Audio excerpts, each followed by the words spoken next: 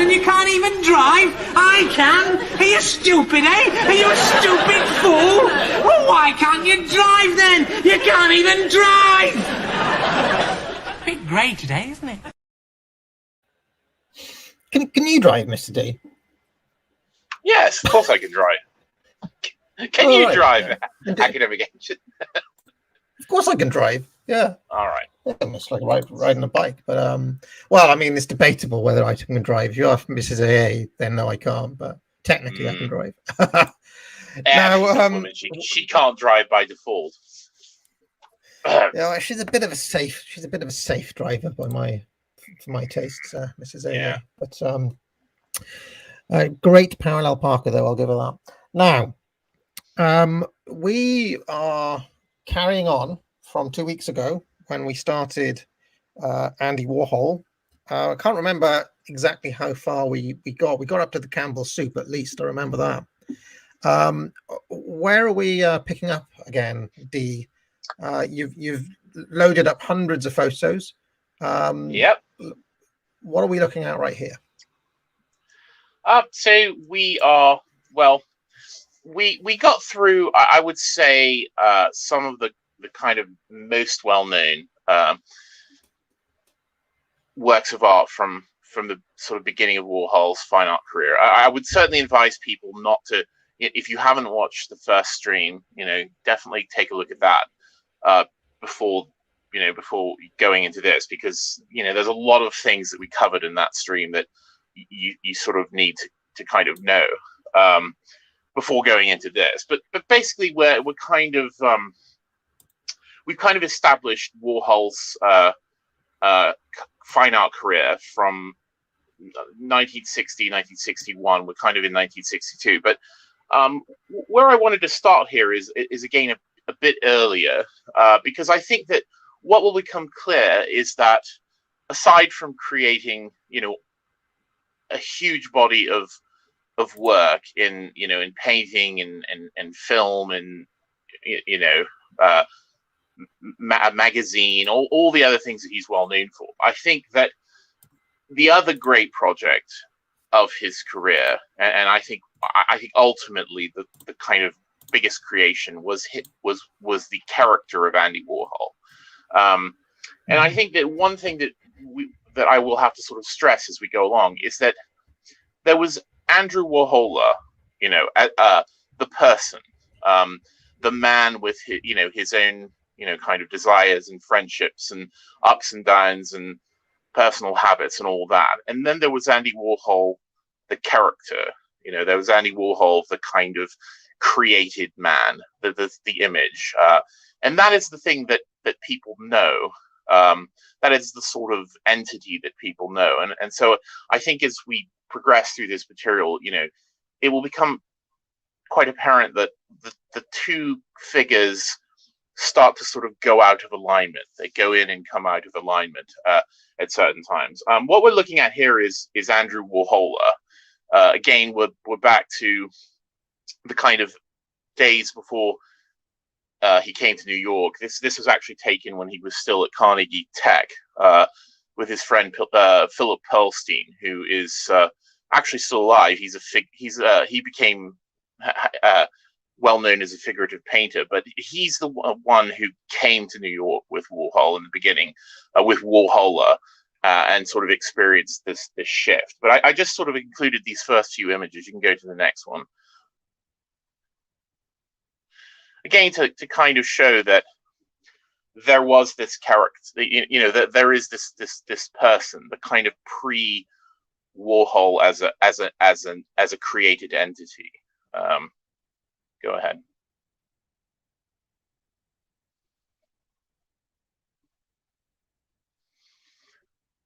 So And what are we looking at here? He's fallen off a chair. Yeah, I mean, he's done a posed photograph of himself. This would have been after he had moved to New York. It was certainly in the midst of his commercial art career. But again, this is a side of him that really after this period you won't see again. This kind of human, kind of whimsical human character here. I mean, this photograph, I mean, when I find it, it's if you know kind of what was to come, it's quite surprising to sort of see him as doing something like this. I mean, you'll sort of understand, I think, as we go along. If you go to the next image.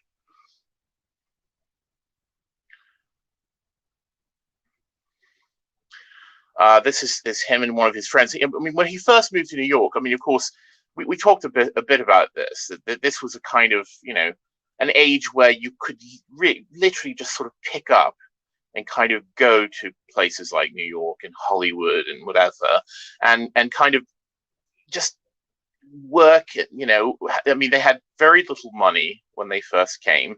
Warhol lived with roommates, sometimes like a dozen people to a flat. I mean, but these are days when, again, you could do that and you could work and struggle and make a career in a new career in a new town. I think is that David Bowie song from Low, or yeah, a new career in a new town just before Be My Wife, I think. Yeah.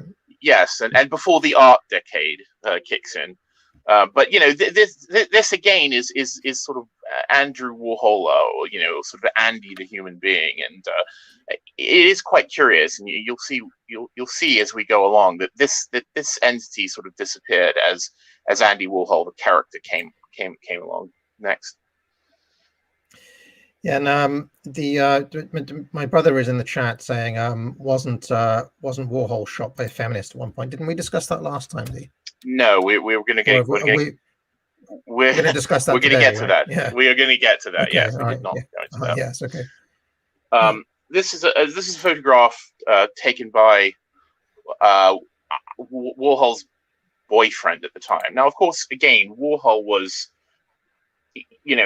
he was a flaming homosexual. I mean, this is the best way I can. He was a very camp kind of fairy, for lack of a better term. Yeah. And he played that up. I mean, he again, the reality of it was one thing, but I mean, even before he kind of created the media character Andy Warhol, I mean, he's written and said in numerous places that he played this aspect of his character up. But again, this picture, which predates all of the things that were to come, there's a vulnerability that you will almost never see again. And so it's very interesting to kind of look at these images before that change came about. I did have a question about this, because you gave me The Philosophy of Andy Warhol to read, and I read it. Yeah. And how can I say, the overwhelming image I got from him, in terms of his love life and in terms of his romantic interests and so on, was basically that he was asexual rather than homosexual. I'm talking about how he portrayed himself. Like he was like, he had a best friend who was a tape recorder, and he was like, oh, I'm not interested in love anymore, all this sort of thing. Was that a later development, or was that just a kind of yet another front? It's both. I mean, I think of obviously his sort of way of navigating the world changed very drastically over time. But also, this is part of the Warhol, the kind of self-created persona. I put this picture in because, again, just the idea of saying that Andy Warhol had a boyfriend, it's a bit strange, again, to people who only know Andy Warhol, the kind of art celebrity, because, of course, it's totally against the way he would sort of conduct his life, from the 1960s right up to his death. In other words, what you read in the philosophy of Andy Warhol is the kind of way he portrayed himself, and to some extent the way he lived. He basically sort of went from being, again, a kind of person, a sort of feeling person with all the kind of foibles of any other kind of human being in the world, to sort of obliterating that side of him. But it remained, and he did have relationships, and he did have kind of emotional connections, and this is something that will come up in the next stream, really, because there is only really one source of kind of where you get personal insights later on in his life, and that's his diary. But that doesn't come until much later on. But I do want to emphasize that yes, there was Warhol the character, and that isn't necessarily the kind of truth of the person. But he did incorporate. I mean, as I said, I think that there's a point where the kind of created Warhol the character did start to kind of take over Warhol the person, and he did become like that in actuality to some extent. But yeah. I was just going to ask, because it seems to me, I mean, I can think of a few men of this era who were, obviously gay, or homosexual, whatever you want to say, but then in their public life and possibly also in their private life seem to forswear relationships. And I mean, just off the top of my head, I think Kenneth Williams famously became celibate, and to a certain extent, later on, even Stephen Fry had a long period where he said he was celibate. I'm trying to remember the other example I had. Yeah, it's escaped me now. But I mean, was that something that men of this? I think maybe even Quentin Crisp. Remember we talked about Quentin Crisp? Yeah, Quentin Crisp, famously, of course, a person who very publicly kind of gave up on the idea of having a kind of intimate life, and that is certainly, yes, that was a way of being in the world for men of a homosexual orientation, or was that like because of the politics of the time, or is there something else there? Like, I don't think it can entirely be blamed. I mean, the standard response would be to say, it was because people lived in this, stultifying, oppressive time, and they couldn't be themselves. I don't think that's the whole story. I think that obviously there were kind of different expectations in a kind of wide sense. Of course, it was possible to live quite openly in certain places in a certain kind of milieu. And Warhol's a good example of that. I mean, many of his early kind of friends in New York would be other kind of homosexual young men, in a certain class, in a certain kind of artistic, creative group. Yeah. And yeah, I mean, I can see a lot. I just want to mention, I can see a lot of people in the chat are talking about Sir Cliff Richard as an example. That is not the case. After I put that devil woman in the AA radio, I decided to, because I was like, I think I asked you, didn't I? I said, is Cliff Richard gay? What's the talk on that? And I read up on his life, and he's had loads of girlfriends. He's just like a lifelong bachelor. Like he's being a bit of a playboy. He's definitely not gay. So anyway, I can't speculate on people's private lives, and more to the point, I don't really care. I mean, again, the problem I have with is this idea that it becomes a kind of political statement. I have personally just problems with the idea of kind of sexuality as identity anyway. I don't, which is certainly at odds with the accepted kind of thinking about these issues. So, I mean, I tend to be much more kind of ambivalent about the choices that people made, and certainly in the past, you just can't know. You can't sort of, if you didn't live in those times and experience the things that these people did, you can't. It's very difficult to pass judgment on why people make certain decisions. And I think, in a way, it was sort of easier. It was easier when you didn't have these expectations of, your entire emotional private life became the sort of political statement. I sort of almost envy the kind of freedom that came out of a society that paradoxically people consider oppressive and homophobic and such. So I don't know. Shall we move on from this one? So this is obviously a bit later on now. Yeah, well, this is yes, this is a bit later on, but this is hang on a second.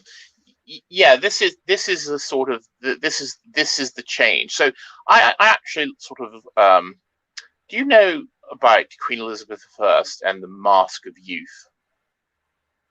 No, why didn't you elaborate? So Queen Elizabeth I, of course, was the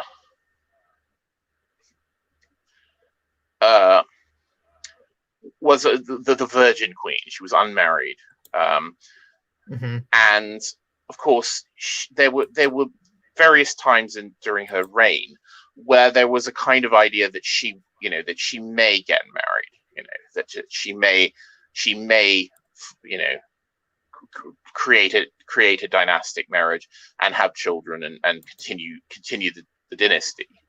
And so I think that there was a kind of this became almost pathological, the idea that she wanted to remain in a state where that was possible, in a state where she was young and that she was fertile and that she had the ability through her youth to kind of possibly produce offspring and a continuation of the Tudors.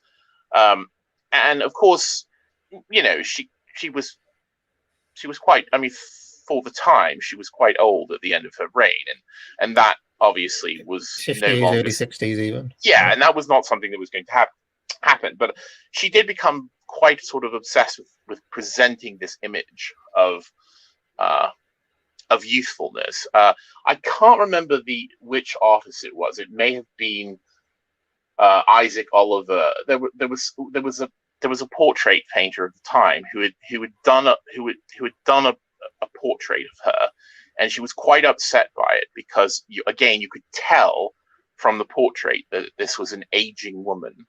So she decided to commission, I believe it was Nicholas Hilliard, to make a kind of what was called the Mask of Youth. In other words, it would be a standard portrait of her that would then be used for all other portraits that would be done. And so instead of kind of, depicting her as she looked, you would now depict her as an ideal. And so they literally created this kind of template of the youthful, Oriana, as she was called, and that became the image that was presented. And so I sort of I liken this to the Warhol project in a way, with the creation of this kind of entity that there's no longer Andrew Warhol. It was no longer the kind of poverty-stricken, working class, it's immigrant from the from the East, who grew up in Pittsburgh. It was no longer the stumbling, hesitant, acne-ridden, weedy lad with a large nose. It was now this kind of character, and so there's a kind of, in a way, it's almost like a kind of armor. If you kind of create this this entity that is apart from yourself, then it's almost kind of a way of protecting yourself. And so, I think it's quite telling that some of Warhol's early work, again, along with the Campbell soup tins and Marilyn Monroe and all that, was also to create a whole series of self-portraits. And so, again, we talked last time about sort of depicting Marilyn Monroe, this idea of the icon, the image, a mask. Well, he was doing the same thing to himself, and also basically just equating himself. I mean, this is a person who was quite well known for making portraits of Marilyn Monroe. Well, he's now making portraits of himself. As I said, this weedy, pasty, boy from Pittsburgh.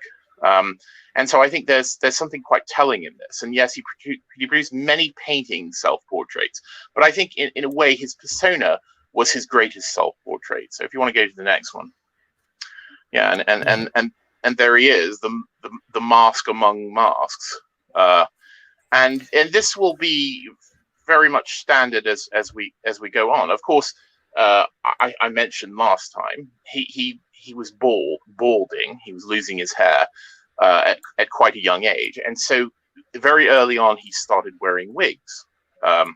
In his early 20s, basically after he came to New York and established a career, he started to wear wigs, and his philosophy was quite strange, where he wanted to wear a wig that was obviously a wig. There was no pretension. Mm-hmm.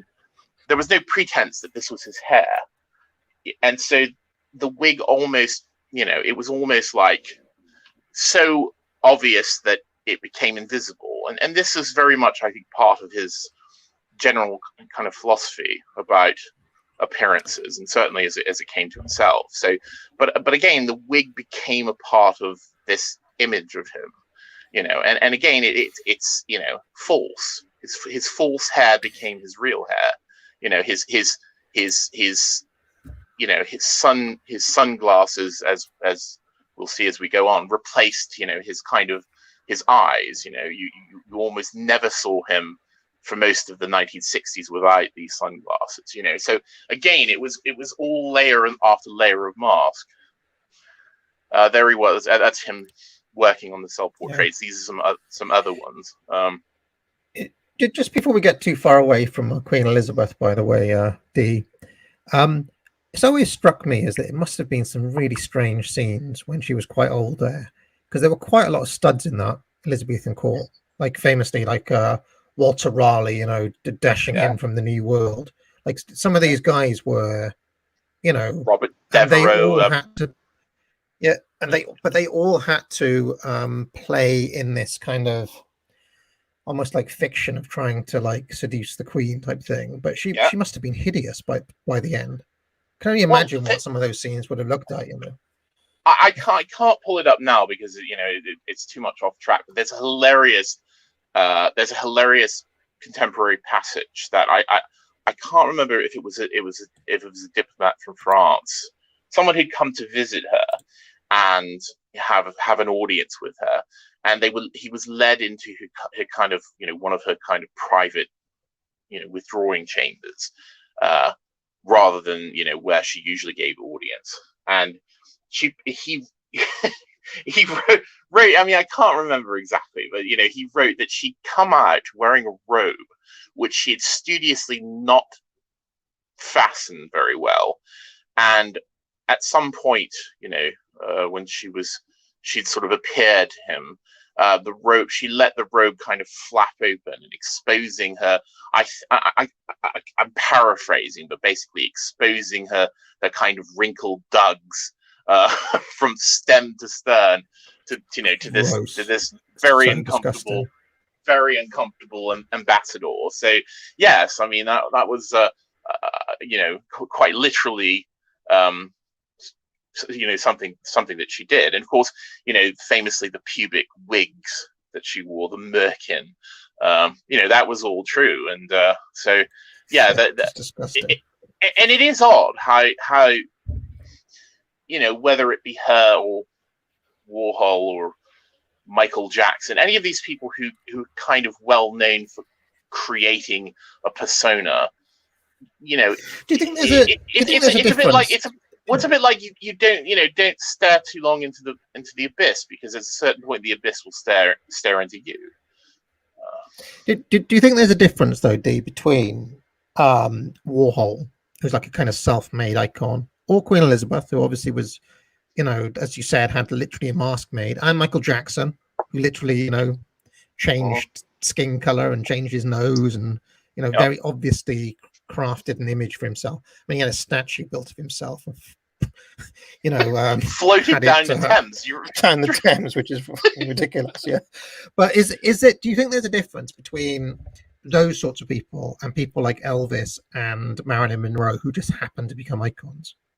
Or do we think that Elvis and Marilyn Monroe were kind of self-made in a strange way as well? I think both of them. So it was certainly a conscious effort as well. Elvis, of course. How, to what degree of it was, it was a conscious thing. He must have styled his hair. He must have styled his hair. But yes, I mean, he was certainly aware of how he came across, and of course, as he went on in his career, he sort of molded himself into an increasingly bizarre kind of character. I mean, Marilyn Monroe as well. If you look her up, if you sort of look up images of her without makeup, I mean, the Marilyn Monroe face was a completely painted artificial thing, and it was a very different entity than the kind of broken, real human being underneath that. And I think that, a big part of Warhol's project was kind of uncovering what media, what the kind of appearance of mass culture does and did to human beings. I mean, how what evolved, this monster that evolved in the 20th century literally was evolving as he was doing these various bits of work, kind of chronicling what that did to the real, this assault on the real, and this kind of fracturing of sort of everything we knew about how humanity and humans sort of interface with the world worked. I think it's very difficult for people now to look back and kind of comprehend what a change the world went through between the early 20th century and 1960, 1965. Everything was falling apart. Yeah, just a couple of things I want to mention. First, another person who very much created his own image self-consciously was Bob Dylan, of course. Not just the hipster poet later on, but the very, very young Bob Dylan. Like his whole name, he just made. He was famous for making up a backstory, a bit like the Joker, right? And every time he told it, it was slightly different. He was just from a normal, like, middle-class town in North Dakota or wherever it was. But he pretended that he was this kind of like Woody Guthrie type character. So his entire backstory was made up. That's one person. And the other thing I wanted to mention was there's a very funny scene in All About Eve which has the first appearance on film by Marilyn Monroe, like in any film, and she appears with George Sanders. With George Sanders, yes.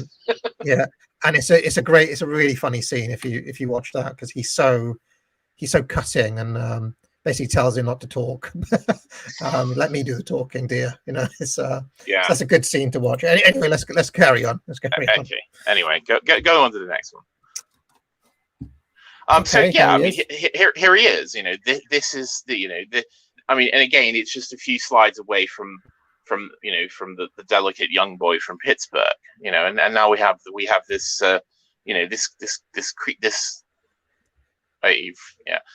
this sort of creature. Anyway, so this is something we'll come back to, the idea of part of his whole project being a kind of extended self-portrait. So I wanted to go back to this. I failed to put these images in the last time. One important thing is with Warhol is establishing the idea that the physical place and the scene became synonymous with the scene that he was involved with, this is the image of, if you remember, I talked about him. His first kind of studio away from his townhouse was a fire, an abandoned firehouse, and this is actually him with some of those Elvis paintings at that firehouse. And if you go to the next one,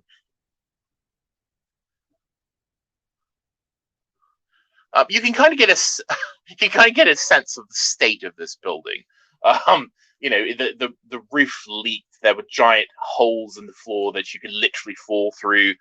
You could fall through to the next floor if you weren't careful.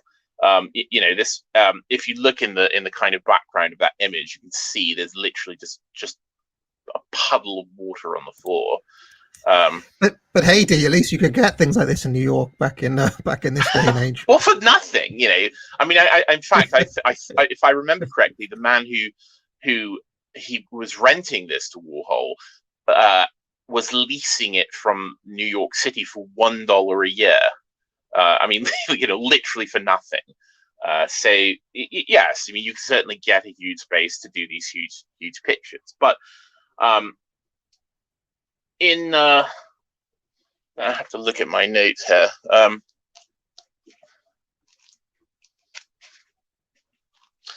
I think it was 1963. Basically, they had to vacate this firehouse because I'm looking. Here we go. Yeah, a few months before, I'd gotten the word that the Hook and Ladder Company building would have to be vacated soon. In November, I found another loft at 231 East 47th Street. Gerard and I moved all my painting equipment, stretchers, canvases, staple guns, paints, brushes, silkscreen, workbenches, radio, rags, everything, over to the new space that would soon turn into the factory. So if you go to the next slide, this is what would become the building that contained what would become known as the factory. Have you heard that term for Warhol's kind of milieu? Well, the factory, yeah. Yeah. I mean, I know it through my music buffery. I seem to recall the Velvet Underground had some involvement with the factory, or maybe Nico gave head there a few times or something. Well, we're going to come on to all that, yes. But yes, I mean the factory, as it became known, for reasons we'll get into later on, because the one of the first bodies of work that was done in this new studio kind of is where the name came from, but it kind of stuck. And actually, all of Warhol's subsequent studios will be called the factory, although he became somewhat reticent to use this term himself after the 60s were over. Let me just read a little bit more describing this space. The neighborhood wasn't one that most artists would want to have a studio in. Right in Midtown, not far from Grand Central Station, down the street from the United Nations. My loft was a dirty brick industrial building. You walked into a gunmetal gray lobby, and to your right was a freight elevator that was just a rising floor with a grate. We were on the next to the top floor. There was an antiques place called Connoisseur's Corner on the floor above us. We were right across the street from the YMCA, so there were always guys around with those little bus depot type valises that probably have socks and shaving cream in them. The factory was about 50 feet by 100 feet, and it had windows all along the 47th Street side looking south. It was basically crumbling. The walls especially were in bad shape. I set up my painting area with a workbench near the front by the windows, but I kept most of the light blocked out. That's the way I liked it. At the same time we were making the move to 47th Street, Billy Name and Freddie Herco were leaving their apartment downtown. Freddie wanted to stay somewhere else in the village, and Billy came to live at the factory. So you go to the next image. When he says live at the factory, does he mean that like literally live there? He means literally live there. So I have to give you how did they possibly do that? Well, I have to give you a little bit of background about the kind of crowd that Warhol was with. Now, again, there's a very sharp dividing line between the 1950s commercial art Warhol and the 1960s sort of rising art celebrity Warhol. And so many of the people that he knew from the 50s, his earlier days in New York, he sort of, that was a separate group. Those were my friends. These are things I did. And sort of from the 1960s onward, these are our friends. He sort of adopted this whole royal we. It became, part of the, these were people associated with this whole scene, rather than, as opposed to like people I knew when I was a real human being, back before all this came about. But through Gerard Malanga, who was a young college student who became Warhol's primary assistant during this period, and who we met last time, who he hired to do the Elvises and the soup tins and all that, when he first started working on this large scale. He met all sorts of people. Malanga was a poet, and so he ended up sort of taking Warhol to lots of kind of poetry readings and coffee houses and sort of folk music events and such. And through these sojourns into downtown, Warhol met a whole new kind of crowd of people. Among them, one Miss Bob Dylan, who of course was part of that scene, and who became I don't know that I would use the word friends, but became sort of well known to Warhol, and was associated with his scene for a time being. Yeah, there's a passage where he talks about him in that, but he doesn't actually. He's got this very elliptical way of writing. I can't remember what he calls Dylan now. He's like, oh, there was this guy who came through, rated as a singer. I was like, yeah, you're talking about Bob Dylan there, but it's just like you wouldn't actually know unless you were kind of reading between the lines. Yeah, because he had some interest in that Eve Sedgwick, didn't he, Dylan? Yes. Getting ahead of ourselves. So I'm going to read another. Sorry. Yeah. Okay. Read another little chapter here. Two major feeders of personalities and ideas into the early factory were the San Remo Judson Church crowd and the Harvard Cambridge crowd. The San Remo coffee shop on the corner of McDougal and Bleecker Streets in the Village was where I met Billy Name and Freddie Herco. I'd been going there since 1961, when it was a lot artier, a few poets and a lot of fags coming down from 53rd Street and 3rd Avenue area. It was a big thing in those days to, quote, go to the Village, to places like the Gaslight and the Kettle of Fish. But around 63, when you walked into the San Remo through the frosted glass doors with flower designs, past the long bar and the booze, it was all full of hustlers who usually sat on the railings of Washington Square Park, who had been taken to San Remo for one draft beer. All the amphetamine men, A-men, were fags on speed who would howl laughing at the very thought of going to a, quote, gay bar. But they all loved the San Remo because it wasn't really a gay bar. There were very few gay world cliches there.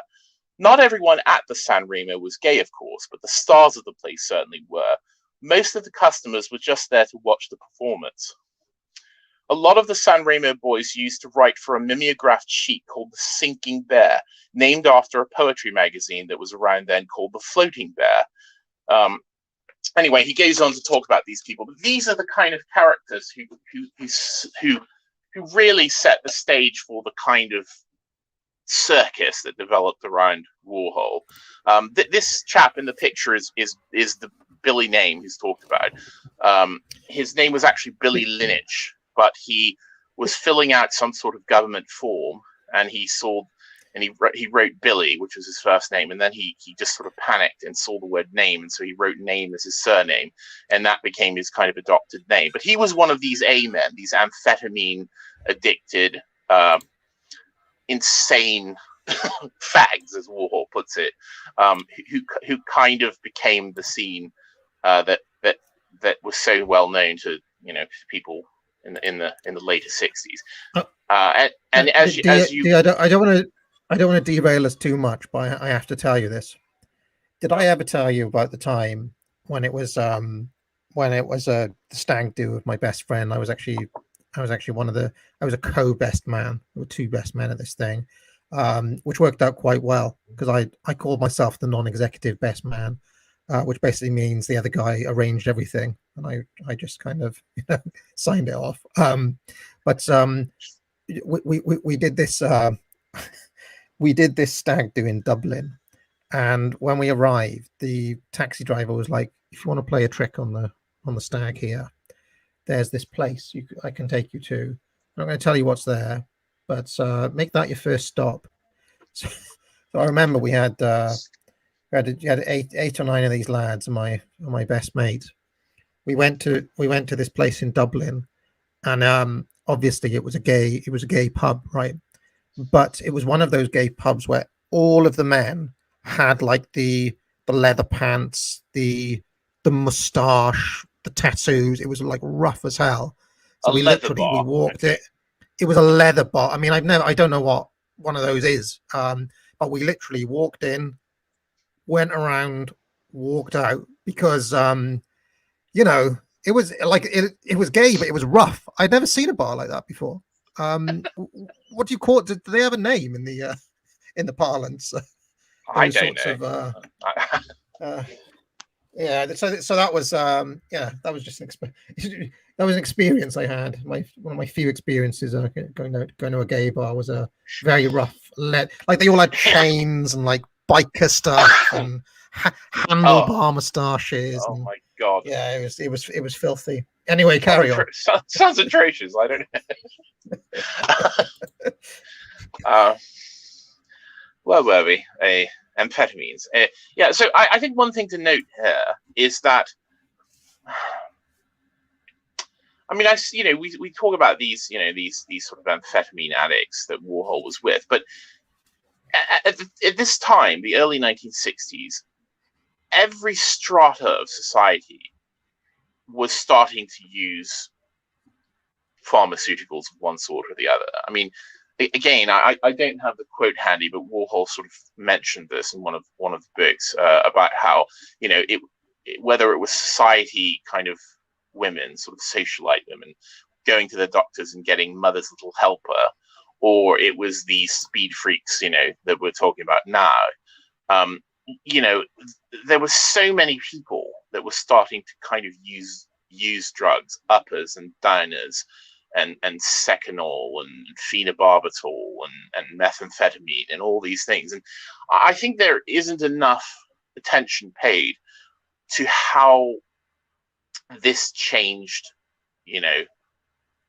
human society. I think that I've long had a pet theory that that a lot of the kind of strange directions that human civilization took, especially in the 20th century, was the result of so many people using drugs of one sort or the other.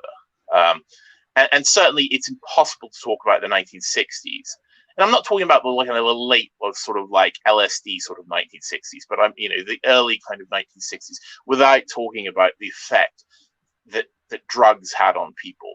And as I said, it wasn't just these sort of low life, or sort of fringe elements that were using drugs. I mean, so many people in all levels of society were using drugs of one sort or the other. And I do wonder to what extent that shaped the kind of almost psychosis that we see coming out of civilization. It's definitely a part of it. I remember watching the San Francisco Ashes with you, and it's undeniable that it's part of it. Whether it's it's all. I mean, it seems to be different substances at different eras, doesn't it? Because after the 60s, there's a pretty nasty turn towards heroin then, isn't there? In the early 70s. By the time you get to like, I don't know, 71, 72, they're all doing heroin. My brother in the chat, who knows a thing or two about these sorts of things, says it would have been benzandrine or dexarandrine and not sulfate back then. So. Yes, benzandrine and dexandrine. Yes, and it was. I mean, so Warhol, for instance, who was not an I would say not a heavy user of any sort of drugs or alcohol at all, took a medicine called Obertrol, which I think was a mixed salt amphetamine that was basically it was an obesity drug. It was a weight loss drug, and which he got from his physician. But it's amphetamine, and that's what I mean. I mean, there were people taking the amphetamines as diet pills. And so even someone like Warhol, who wouldn't have been mainlining a skin popping, injectable amphetamines, was taking these drugs. I seem to remember there are parts of that philosophy where, I mean, it's hard to know when he's joking and when he isn't, but there are parts when he says, like, I basically don't eat. And he's got this whole bit about the Andy Warhol diet. Remember when he says, "Oh, order everything on the menu, then like push it around on the plate so that the other people don't get left out, and then basically like, slip it in the." What does he say? Slip it in the plant when nobody's looking, basically. So that's the Andy Warhol New York City diet. Yes. Yeah. Well, it's true, and of course, many of these drugs, certainly depending on how much of them you take, are going to drastically reduce your appetite. They're going to drastically reduce your sleep schedule, as we will come to soon enough. I can't remember what David Bowie was taking, but wasn't there a whole period where he subsisted on what was milk it? and chilies, yes. Chilies and sometimes his own urine. Yeah. That was cocaine. Yes. That was cocaine. I see. Which was a sort of 70s more of a 70s innovation, but and you could certainly chart these various periods through the kind of drugs that were popular. I mean, the early 1960s, it was definitely sort of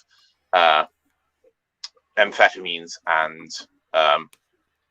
diners, Seconal, things like that. And in the later 60s, it was psychoactive drugs. In the 70s, it was cocaine and heroin. Although heroin had been around, I mean, for a long time. As on AA radio, you talked about Billie Holiday.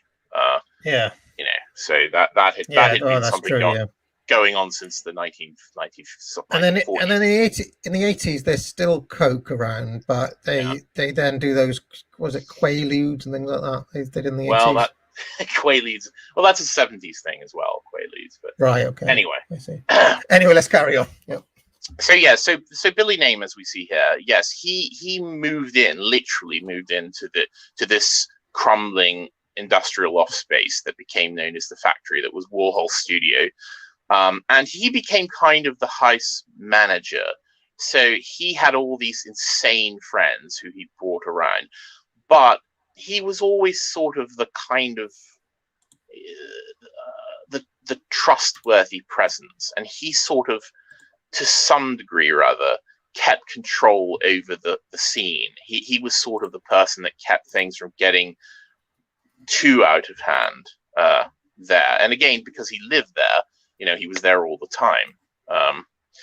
And so when he moved in, one thing that you'll find that Warhol even mentions, that a lot of these people who were using huge amounts of amphetamines, they would become obsessed with reflective surfaces, with mirrors. He said, if you always knew when you went to the apartment of an A-head, because it would be covered in like broken mirrors and silver paint and things. They were sort of obsessed with reflectiveness, and that was certainly something that Billy Name here took to heart, because the first thing that he did when he moved into this new studio was to paint the entire place silver, and floor, ceiling, walls, the toilet, everything in this place was painted metallic silver or covered with silver foil, aluminium foil, whatever they could get. The windows, the pipes, everything. And that became a very big part of the kind of look of this aspect of Warhol's career, the Silver Factory. If you want to go to the next slide. So there it is, as you can see. One thing that sort of strikes me about looking at pictures of the factory is that it's quite a dingy, you know.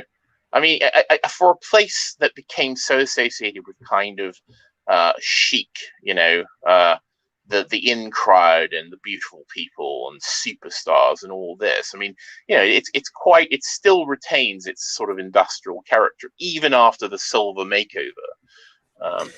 Yeah, I mean, one thing that strikes me is that this became the look for many a Byron restaurant about 10 years ago.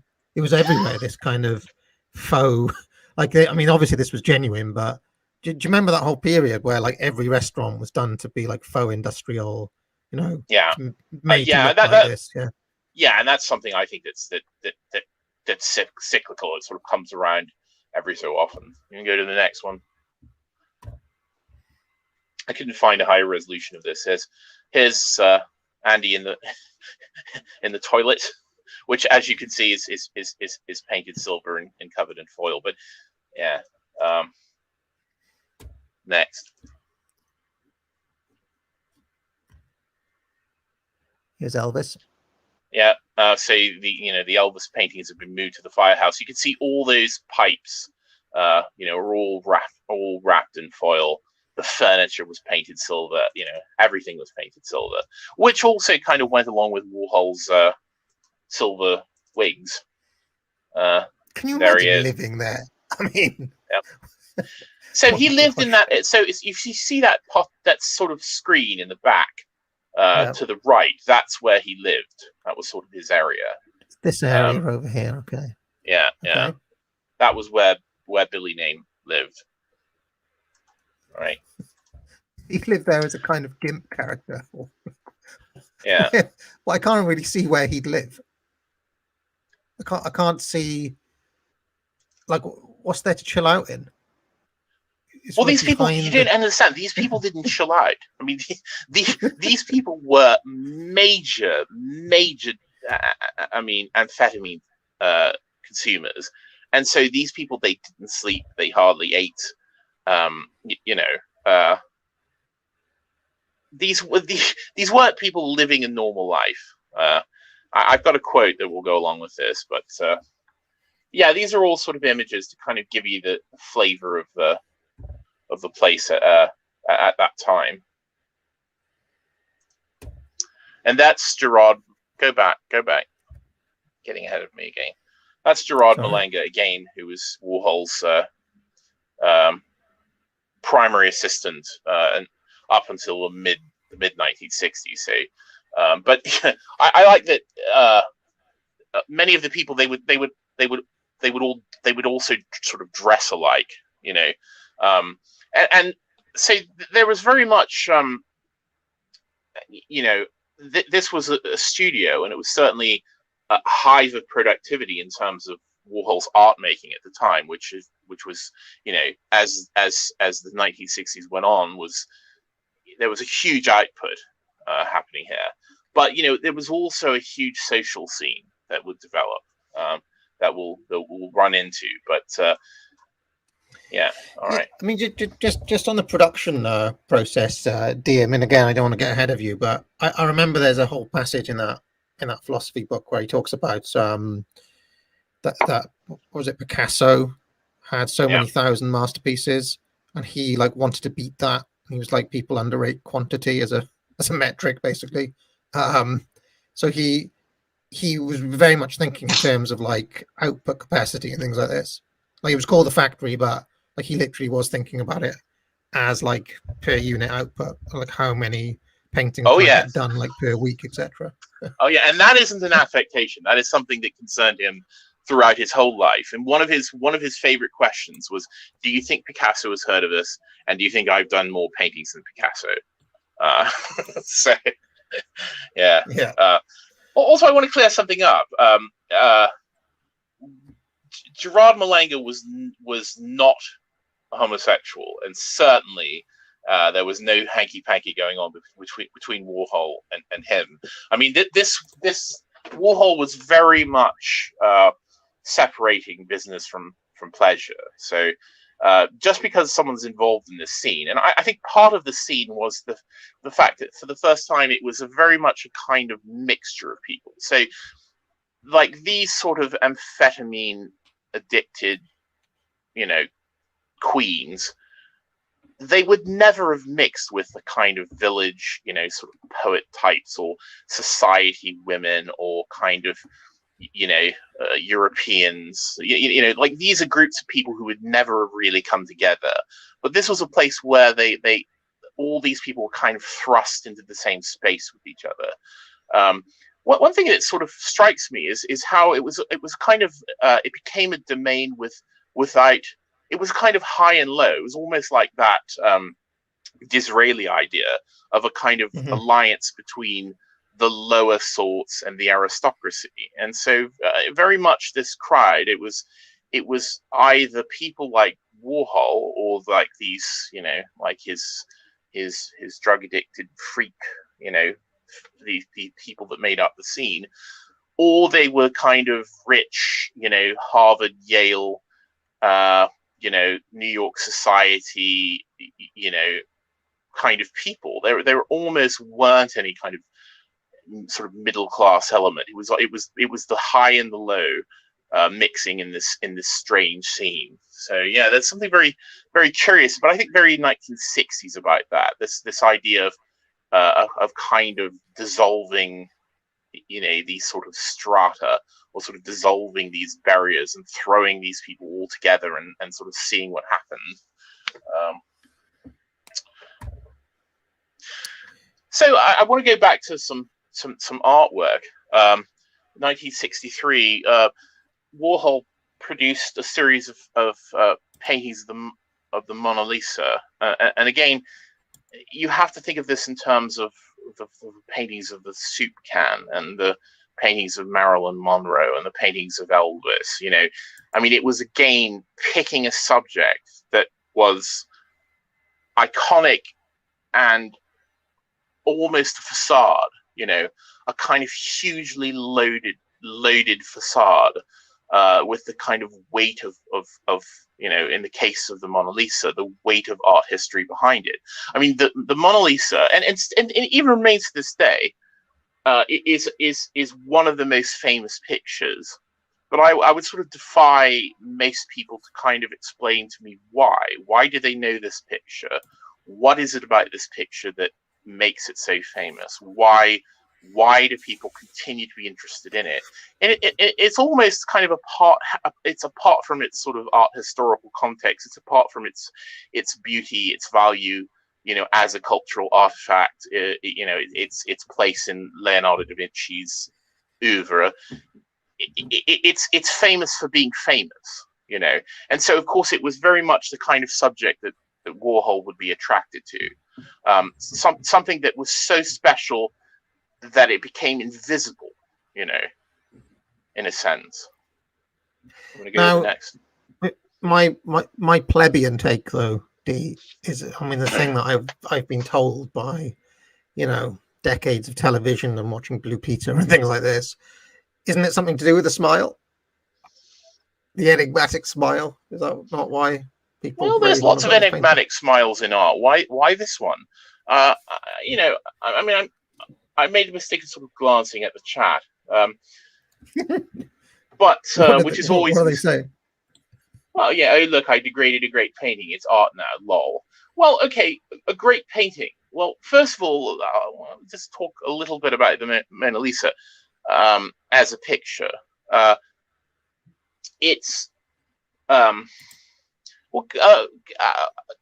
get into that actually. There's an image coming up, so go to the next one. Okay. All right. This is another one of those pictures. All right. Next slide. Here we go. So I did an image search for Mona Lisa. All right, and this is what I got. It looks almost like a Warhol painting, doesn't it? So it does. Again, the person who says, well, okay, this is this great piece of art. This is good art. The Warhol's bad art. Well, which one of these is the Mona Lisa? Which one of these is is an accurate representation of what the painting actually looks like? Which one of these is the painting, and which one of these is a reproduction of the painting? You know, which one of these is a fifth generation copy from a reproduction made in the 1950s with bad colors? You know, which one of these, you know, is printed from a postcard? Which one of these is the high quality digital image with color correction? Well, most people, who knows? You know, this is what I mean. I mean, it's impossible to kind of see this picture anymore because it's so well known, it's so reproduced, and this is, I think, what Warhol was sort of commenting on with this work. You know, it's almost like this painting has been hollowed out. It's this sort of way that reproduction and sort of mass culture, when applied to an exemplary object such as this painting, sort of hollows out and drains the meaning out of things, and it just becomes reproduced and reproduced and reproduced and reproduced until it disappears. The actual painting itself, the Gioconda, is just called Mona Lisa. Isn't the actual title of it. Is in bad shape. It's severely abraded. Many people have noted that she doesn't have eyebrows. Well, she probably did have eyebrows, but that layer of paint has been cleaned off.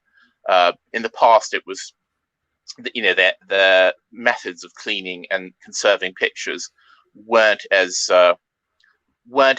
gentle and scientifically minded as they are now, and so basically layers of the actual painting have been scrubbed off. You know, I'm going to go to the next image. It's not even facing the right way in some of them.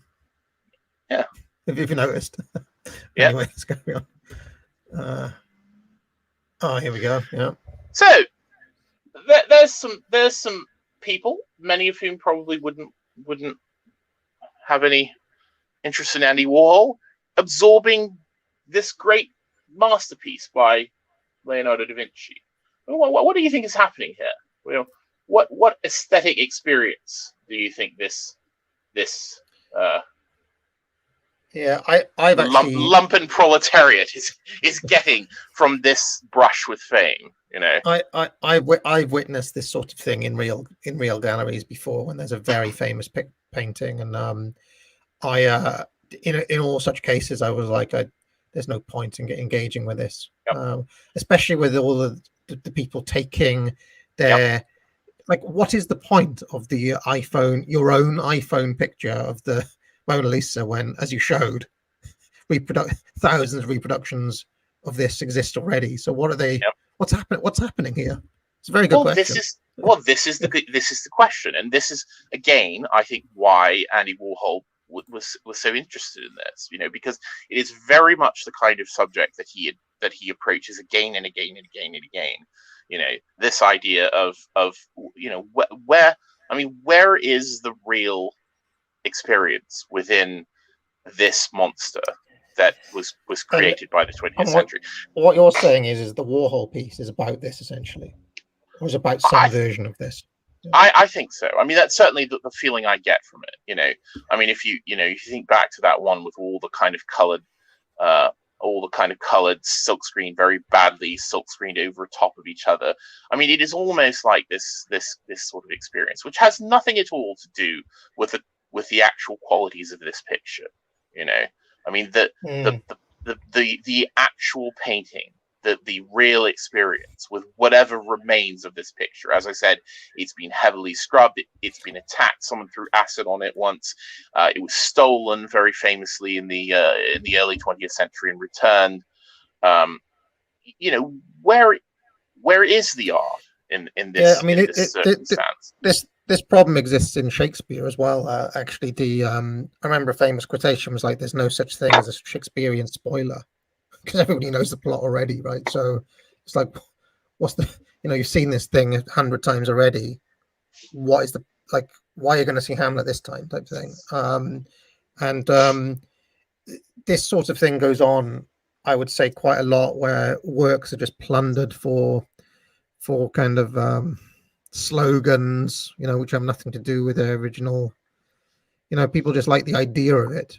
And in Shakespeare's case, probably the most famous image of Shakespeare is him holding a skull, which of course doesn't exist. And yet, if you type in Shakespeare into Google, you'll see hundreds and hundreds of Shakespeare with a skull as a kind of icon.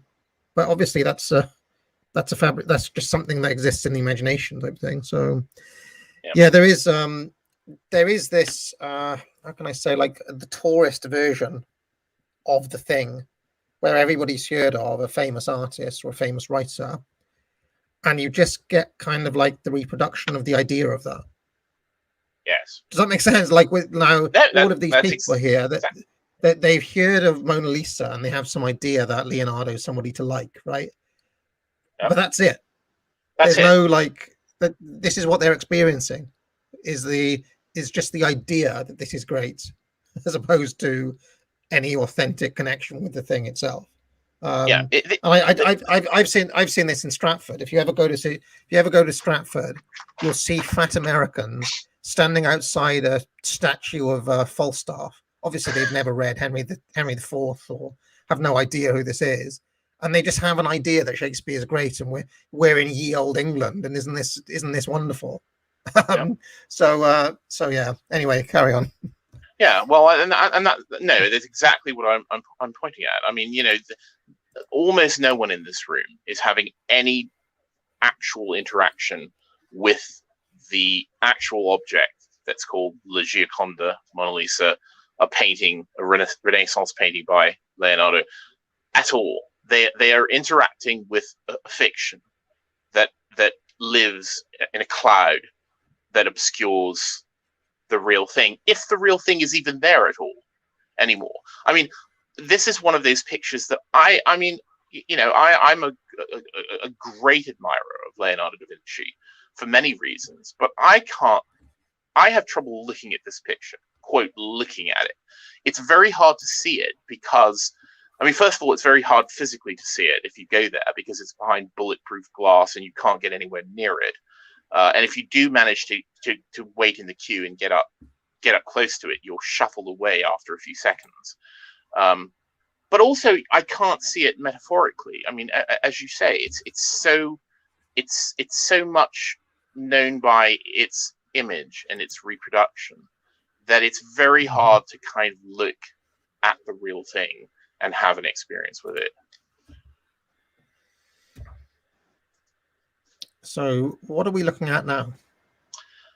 This is another painting from the. This is actually National Velvet, starring Elizabeth Taylor. Yeah, starring Elizabeth Taylor. So a very young Elizabeth Taylor. She won an Oscar for this. I think she won one of the. At the time, I think she was one of the youngest ever people to win an Oscar. Oh, okay. I didn't know that. Yeah, I mean, so at this time again, Warhol was kind of, still producing these images. I mean, and again, this is very much like, I mean, compare this to the images that we just saw, the Mona Lisa. Compare this to the paintings we saw last time with Marilyn Monroe. I mean, what are we seeing here when we look at Elizabeth Taylor? Which of these reproductions can we find her in? As they sort of disintegrate as you go down the canvas, the ink is bad. And again, this allusion to the kind of reproduction in newspapers or in film. I mean, of course, keep in mind that film, certainly at this time, motion picture film, you're watching a sequence of still pictures, a strip of still pictures that make up the moving image, so we're seeing frame after frame after frame after frame after frame. And I hate to do this, right? I mean, I've had to time out a few trucks from the chat. One guy was just repeatedly typing blah blah blah.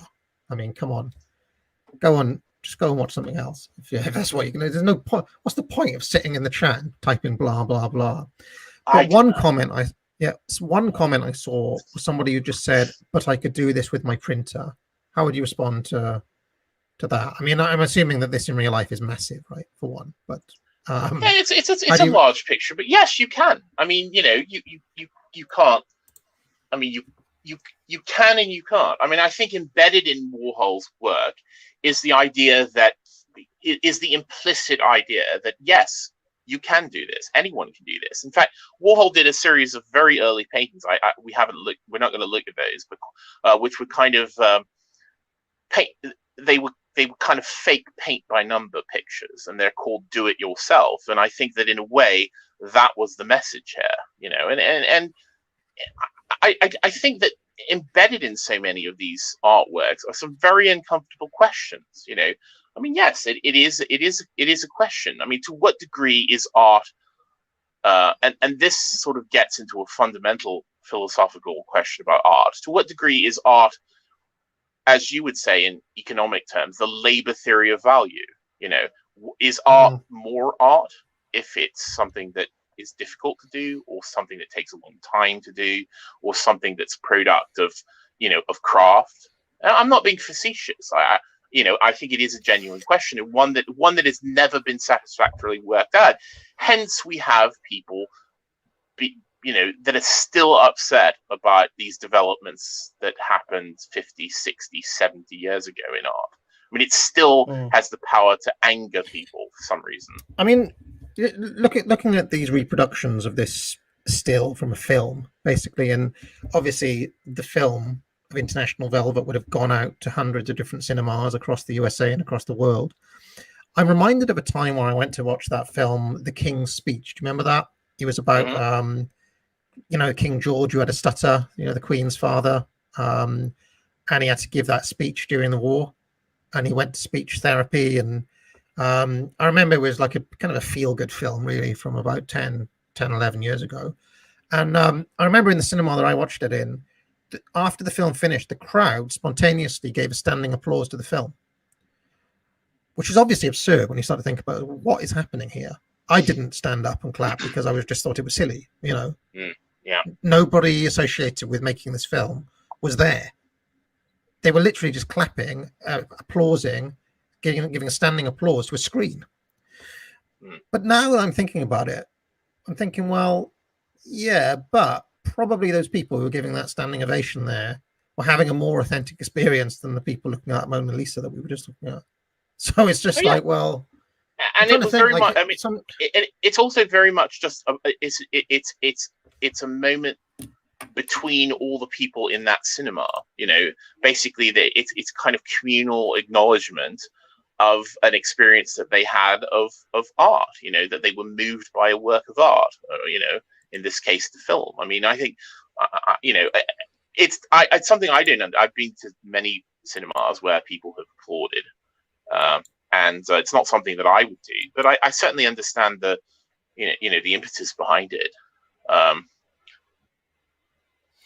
right, shall we carry on? Yep.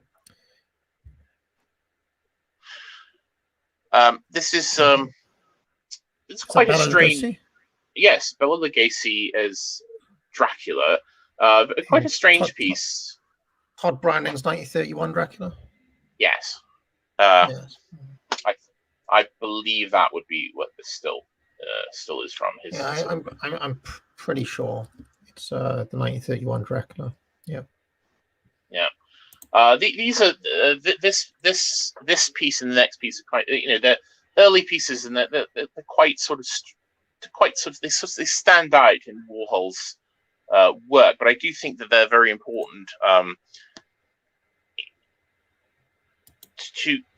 to the development of subjects and sort of ways of working that would come.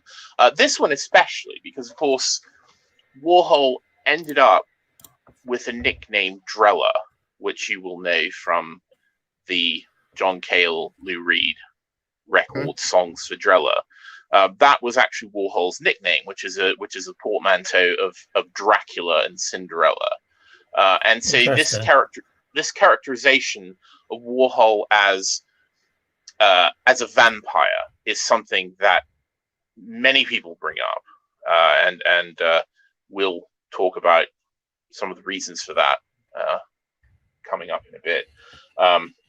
But also this idea of Cinderella, that it's a that he was a poor, he's a poor it was a poor, lowly person who sort of through magic created this sort of persona, and was able to go to the ball, but had to leave, before midnight, when the carriage turned back into a pumpkin, and the horsemen turned into mice again, and so this idea of again, Warhol is both a kind of malignant, parasitical character, but also kind of an infiltrator of a world to which he didn't belong.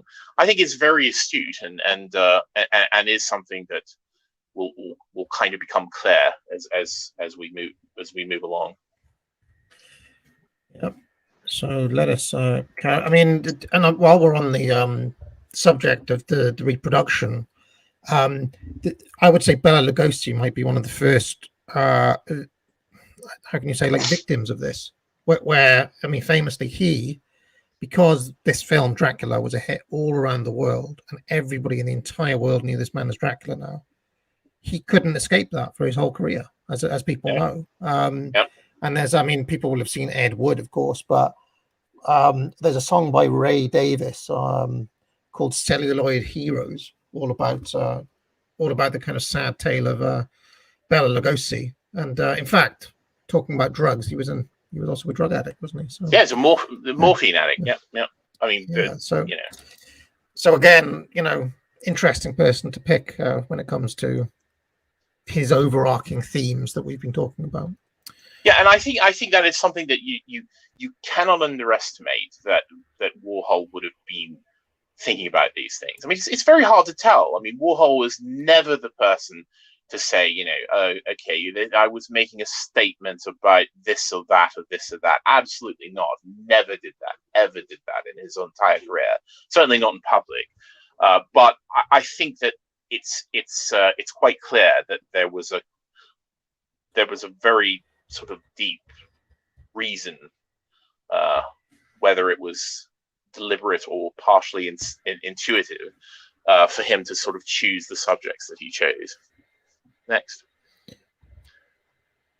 Okay, this is Jimmy Cagney. This is another image from it was done at this sort of around the same time as the Bela Lugosi. These are also the sort of last works that Warhol would have done all the work entirely by himself, before the kind of scale and the production of them sort of increased to a point where he. When you say the work, like, what would they have actually done here? Because I mean, to my eyes, this looks like a kind of print from a film that has got a few messy elements around the outside. So what would the process have been to? Well, the process was silk screening. I have there's some very good images later on that kind of show this in detail. But the whole process of sort of the mechanical reproduction and the actual physical process of kind of running the screen, mixing the colors, doing all of that. I mean, yes, it's a mechanical process, and I again, why urge people to go back to stream number 1, because I talked about this and Warhol's kind of desire to kind of turn himself into a sort of machine. He sort of liked. I mean, he was always, to some degree, his hand was a part of most of this work, but he sort of liked the idea that he, as much as possible, could kind of remove his sort of subjective touch from these works, and so hence why silk screening was, just once he sort of learned about the process and started using it, was kind of perfect medium for these things that he wanted to do and the statements that he wanted to make. So, but yes, there is a lot of kind of physical work involved in producing these. I think people have this idea that, oh, it's just a print. It's just a print. Well, yes, but there's a lot that goes into that, which we'll see later on. But again, this image of Cagney. I mean, if you sort of think about Cagney's his kind of persona and his sort of and also the implied threat, the sort of gun protruding from the frame, and sort of Cagney kind of on at the business end of it, again, something we talked about in the last stream. But in Warhol's work, there's always this sense of danger. There's always a kind of foreboding, whether it's Cagney at the end of the barrel of a gun, or Bela Lugosi about to sink his teeth into the neck, or any of these other things that we've talked about. There is a pervasive darkness around all of these things. And in fact, I said this in the last stream, but people often sort of talk about the kind of glamour and sort of, glitz and beauty and such associated with Warhol, this sort of happy, light pop art, and I think that's the absolute opposite of the reaction that I've always gotten from exploring any of Warhol's work. To me, it's absolutely exploration of some very dark things, and ultimately, I think that most of Warhol's work is about death in one way or the other, as we'll see. Okay, go on. So here we have Liz Taylor. So again, we talked about Marilyn and Warhol's interface with Marilyn after she died, after she committed suicide. Liz Taylor was a sort of example in the opposite direction of a kind of starlet at the height of her powers, which she was in 1963, when he was 63, 64, when he was producing these works. But again, the question remains, to what degree is this a portrait of Elizabeth Taylor, and to what degree is this a portrait of the idea of Elizabeth Taylor, the image, the movie star? Yeah, well, I mean, I'm also put in mind of a clown when I see this image, just because of the colours he's using. Thing, I mean, yeah, can't help but think, well, this is a clown that you're looking at. So yeah, the kind of extreme nature. You can kind of cycle through these. They're all variations on this. So. Yes. Yep. So yeah, and also I think that these works are important because these will set up a formula for. Go back. You're getting ahead of yourself. These will set up a formula for Warhol's commission portraiture, which becomes a very important aspect of his business later on, especially in the 1970s and 80s. But the way these were produced is very much the way all of his commission portraits would be produced. If you go to the next one, this was a series of works that were produced from a commission by, I want to say that it was a company called the American Container Corporation, which is a very romantic name to conjure with. But this is sort of an interesting aspect. So Warhol started in New York as a commercial artist, as an illustrator, as we talked about, a graphic designer, and then in 1960 basically decided to sort of move over and produce fine art, move into this other world. Well, it also brings up a question of what is the difference between commercial and fine art. What was the difference between Warhol's career as an illustrator working for fashion, for Madison Avenue, and a person producing paintings to be sold at commercial galleries? I think that we are still kind of stuck with the kind of romanticism that grew out of the late 18th, 19th century, with this idea of the difference between art and commerce and high and low. But these weren't questions that sort of preoccupied artists of earlier times. Yeah, well, I mean, you mentioned Leonardo. I mean, my understanding is that all of those masters of the high Renaissance period in Italy always worked on commission. All of the famous bits are jobs on commission, weren't they? Yes, I mean, yes, most art produced, I would say, before the 19th century was commissioned, whether it be a portrait, whether it be a history subject. I mean, this idea of the artist sitting in their garret, in their studio, producing kind of, masterpieces out of their own mind. This is a romantic idea. This is a product of a sort of romantic way of thinking. It isn't how art worked for almost the entirety of what people consider the old masters. I mean, again, I find it almost laughable. These people, oh, I hate Andy Warhol. Bring me some of those old masters. Well, oh, Warhol did. He had people in his studio making his pictures for him. They were done mechanically. Well, if you know anything about art history and you know how these pieces came about, how they were commissioned, how they were produced, if you look into the practices of any sort of great artist, whether it be Peter Paul Rubens or Anthony van Dyck, Leonardo, Hogarth, sort of most of the Renaissance artists, there's a very distinct echo of the way that Warhol and his production proceeded.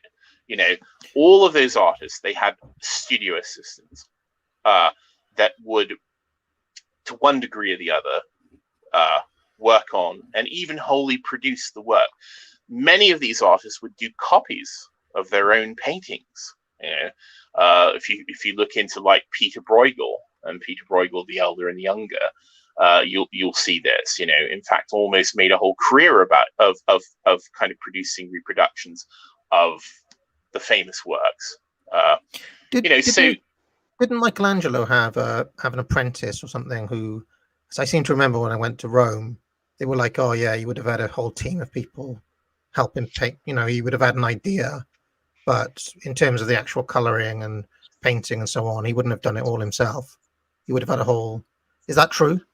That is less true for Michelangelo. So Michelangelo would have been, he was a slightly different case. I mean, he did a lot of the work himself. In fact, quite famously, producing the frescoes on the ceiling of the Sistine Chapel was a gargantuan undertaking, made even more so and quite physically demanding because he did most of the work himself. But now, certainly for other artists, if you look at sort of like Verrocchio, artists that some of the Renaissance and Mannerist artists of the time would have come out of these great workshops. They would have been apprenticed to these workshops, and they would have learned from these masters. And so many of those sorts of projects would have been executed partially or entirely by the studio. If you go through any museum, you'll often see on the little tag there, you'll see Anthony van Dyck and studio, or you'll see studio of Tiepolo, something like that. And so again, part of scholarship is to try to sort of identify to what extent the master worked on a piece and to what extent it was a product of the studio, and that would often be based upon how important the commission was. So a very important commission, such as Charles I commissioning portraits of himself from Anthony van Dyck, that those would be produced mostly by Anthony van Dyck. Whereas if it was a less important commission, the studio assistants may do most of the painting. Anthony van Dyck will come in and do the face, so yes, I mean, much of what people sort of think about is the sort of great work of the unitary genius artist was actually the product of a commercial operation. Art, fine art, is a job and it's a business just like any other business. I just wish we need to dispel these romantic ideas about what it means to be an artist. To be an artist is to be someone who produces something and makes money, just like any other sort of business. So I'm just bringing all this up because, of course, there's a great question with Warhol's work.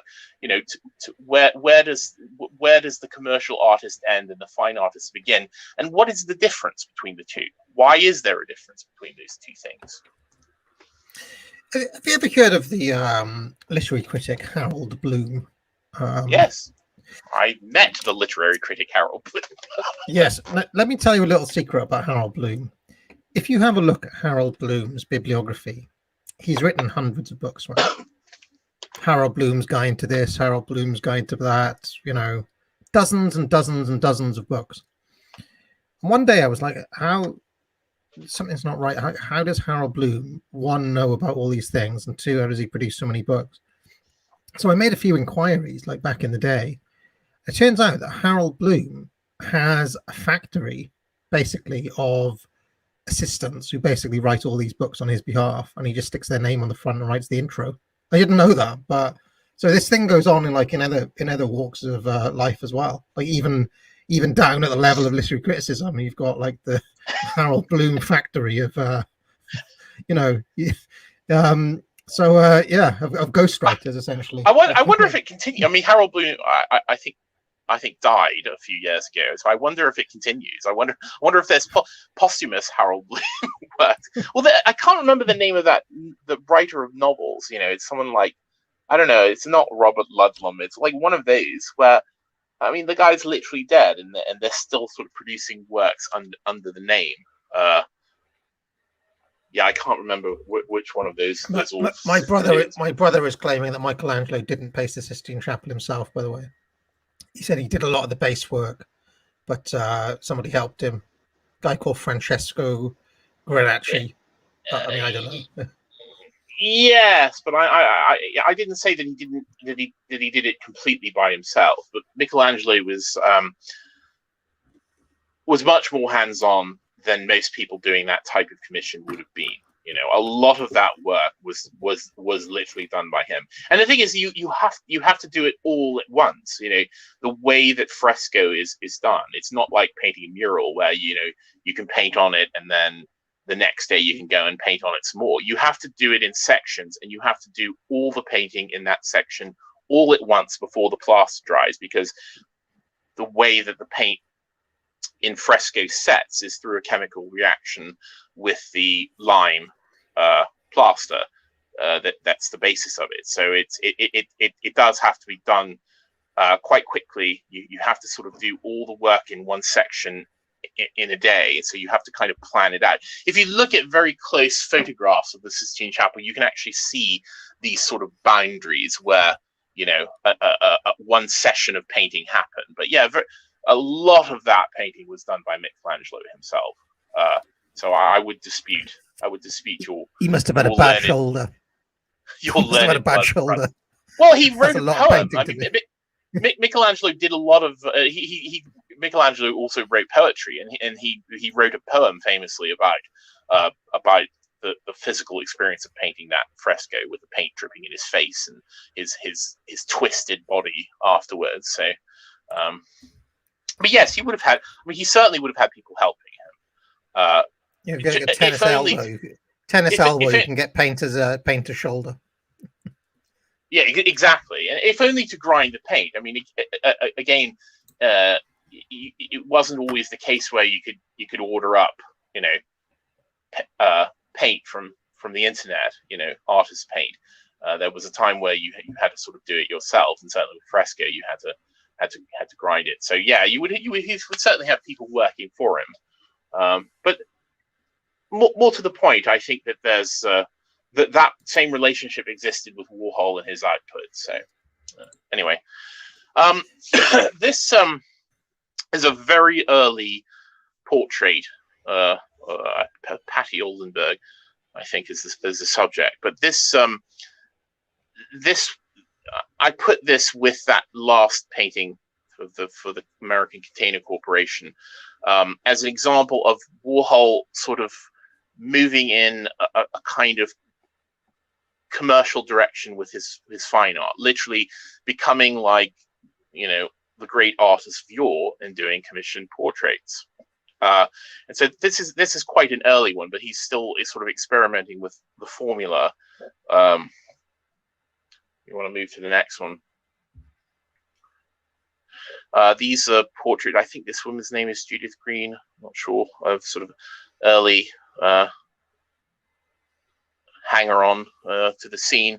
But again, Warhol was sort of working with his formula. So if you go to the next one, I'll sort of talk about this a bit. So these two are the skulls. Hang on, I got skulls. Yeah. Mr. and Mrs. Skull. Mr. and Mrs. Skull. It's not spelt the same way. Right. It's spelled S. I'm sorry. My brain is. He's got that. He must have a tub of like Brillo gel in his hair. This guy. You can just see it glistening off him. Yeah. Yes, Robert and Ethel Skull, SCULL Skull. The Skulls were very early collectors of pop art. They're actually there with that is a sculpture by Klaus Oldenburg, and there's a Jasper Johns painting behind them. But they were very early collectors of pop art, including Warhol. I think he was a taxi tycoon in New York, and obviously they were quite wealthy, but they were among the first people to kind of collect the work of Warhol and his contemporaries, and it was a very smart business decision to do so, because they bought up really a lot of the kind of seminal work of these artists at a time when they could get it very, very cheaply, and then they held it for long enough for the value to go way up, and then they flipped it and made a huge amount of money doing this. So the Skulls were very canny collectors. Now, am I right in saying that is fake food? That is invented on there? Yeah. It's a plaster food. It's a sculpture by Klaus Oldenburg, who's another very famous artist to come out of the scene, still living. One of the few artists of this group. Actually, he and Jasper Johns are based still living. But Klaus Oldenburg will be most well known to people for producing sort of giant public sculptures of like sort of cherries and spoons and lipsticks and things like that. The cauliflower cheese or whatever she's got there is real. This is fake, but that whatever that pan is in her hand is real. Is that right? I think that's all fake. It's all fake food. Let me see. Okay. Yeah. It's all part of the sculpture. Oh, hold on. Uh-oh. I've just Mrs. A has just put AAA down, and I've got the sound thing here. I've just turned it down. So okay, let's carry on. Yep. Anyway, okay, so go to the next one.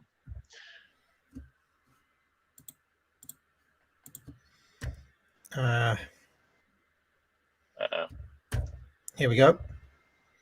Okay, so Mrs. Skull again. This is Ethel Skull. So Ethel Skull was one of the first people to commission Warhol to do her portrait. And as I said, portraiture became a very important part of Warhol's business later on. And so he said, "All right, it's an absurd amount of money. It was like $2,000 or something." Warhol did not get the best prices during his life. He was always on the lower end of many of of his contemporaries. But I think it was $2,000 that she paid for this portrait. So he said, "All right, we're going to go to Times Square," And so they got into a cab and they went to Times Square. And she said, "Well, what are we doing at Times Square?" And he said, "Well, we're going to do your portrait." So he went to a photo booth.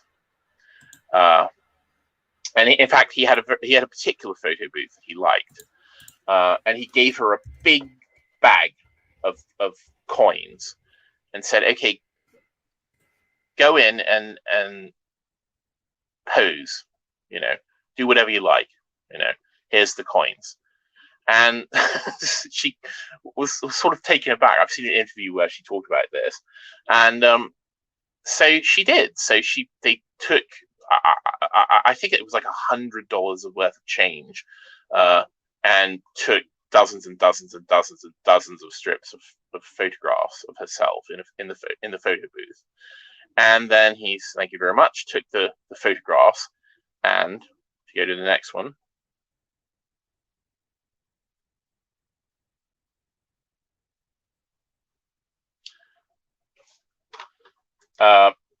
made silk screens of the photographs, and if you go to the next one, and produced the portrait of Ethel Skull. And so this was, again, this is, I think, a very interesting and very canny part of Warhol's practice, because, of course, he'd become famous partially for doing portraits of, like we saw, Elizabeth Taylor, Marilyn Monroe, Elvis, Marlon Brando, Natalie Wood, Warren Beatty, all these people. So implicit in this is that, well, now you can hire Warhol, and you can be just like one of these stars. You can also have Andy Warhol produce your portrait. And it became a big part of his artistic practice, certainly later on. As I said, this is one of I think, his first commissioned portraits. It may have been his first. I can't remember. No, I have to say this one's quite good because it's different from some of the others, because obviously it's not the same image. It's many different images, so you get different sides of this woman. So it's slightly different from some of the others we've seen. I think it's also quite curious, of course, because what is the act of commissioning an artist to do your portrait? I mean, it's almost an ultimate act of vanity, I mean, who wants a painting of themselves hanging in their house? I mean, I certainly don't, so I think that just the idea that you would want a portrait, of yourself, I think says something about your kind of aspirations or your kind of idea of yourself in the world, and also the idea that Warhol kind of removed himself from the process. Here's some money, you go into this photo booth, which is automatic, and you pose. I'm not going to tell you, I'm not going to pose you. I'm going to let you show me what you think of yourself. And I think there's something quite sort of interesting in that. Again, it's very, very much in line with Warhol's philosophy of kind of kind of distance from the subjectivity of the work. But also, I think there's something about exposing something in the sitter that the sitter does themselves. It's very much we have this idea that the artist is going to kind of probe you psychologically and bring out some aspect of your character in the portrait. But it's kind of inverted in this way. She goes into the little photo booth and faced with the camera, how do you want to depict yourself? How do you pose? What do you do? What kind of person do you want to be? And so I do think it presents a very interesting psychological question, and something that we're going to move on to in a moment. Next. So she has to be faced with her own vanity on a daily basis now. Yes. And she wasn't troubled by it at all, as you can see. No, she didn't care. There she is with Warhol. And she kept this portrait for until the 80s, and then I think she donated to them either to the Whitney Museum I think it was the Whitney Museum of American Art in New York. So yeah, she, I mean, again, living with your own with your own face, and a sort of reverse Dorian Gray, Yeah.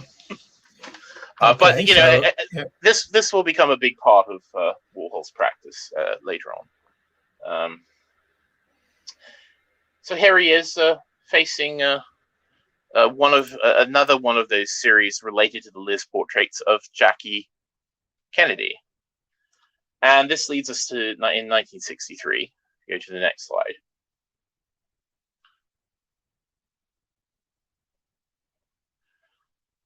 Something very big happened in 1963. I can't think of what you're talking about, D, at all. What happened? Something very big happened. If you go to the next slide.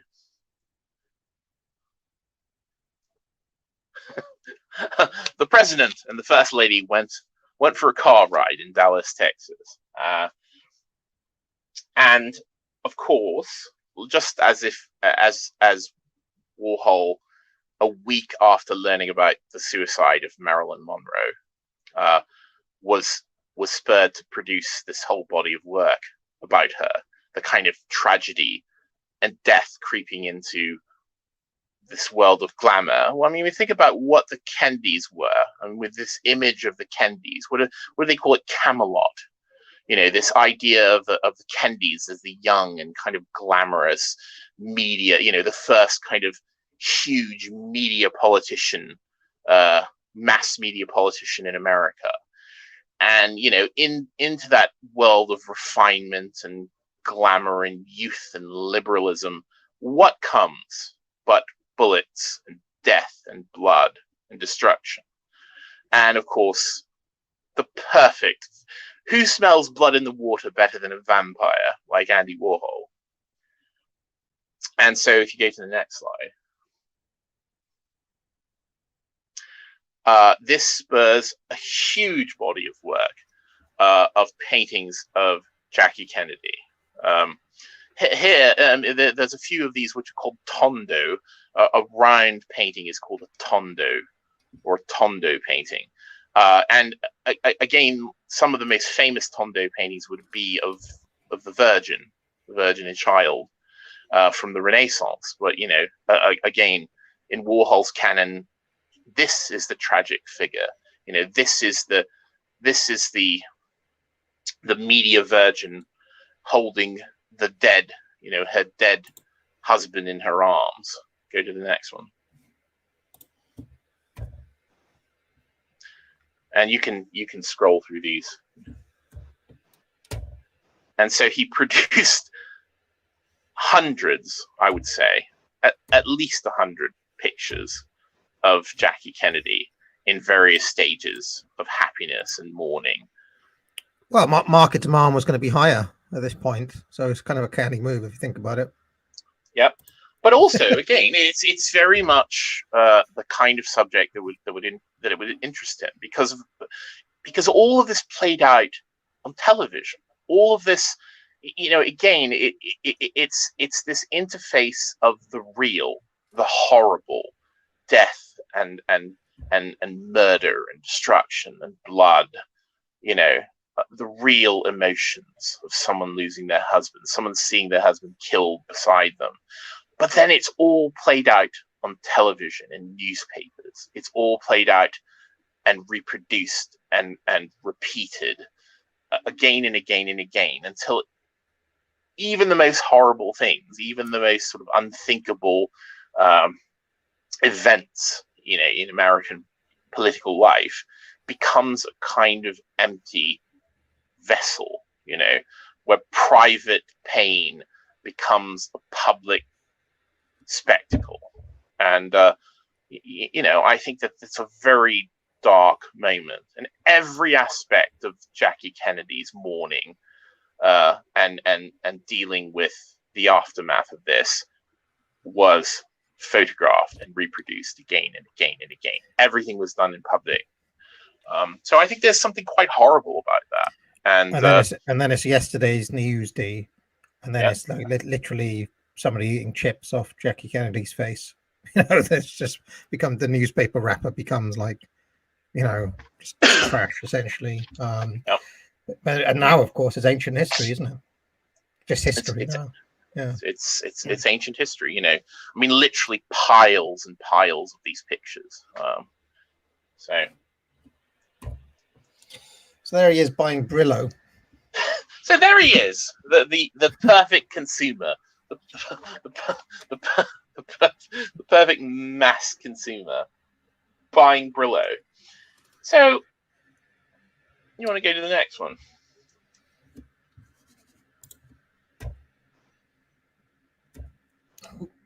They're not loading for some reason. Don't know why. Yeah. Number 60 is not loading. Oh. Number 59. Yeah, 59 isn't. Oh, it's the same picture, D. 59 is the same picture. No. Is it a spot the difference? No, that is not. I'm looking. No, I'm looking. Hang on. You want to reload your? Maybe you need to reload your thing because. Okay. I'll stop it. I'm gonna just check on the Google Drive, but they should be all fine. No, I can see. My computer's been a bit funny today. It's doing weird things. Okay, hold on. Yep, I've got it up now. Here's a Brillo soap pad. There we go, Brillo. So this is another one of these sort of classic bodies of work that Warhol did. In fact, this is the first major series that he produced at what was known as the Factory, and actually became known as the Factory partially because of the way that these were produced. So the history of Brillo, the packaging, is quite interesting because it was actually designed by an artist who also did abstract expressionist paintings. The name has sort of eluded me. I should look. His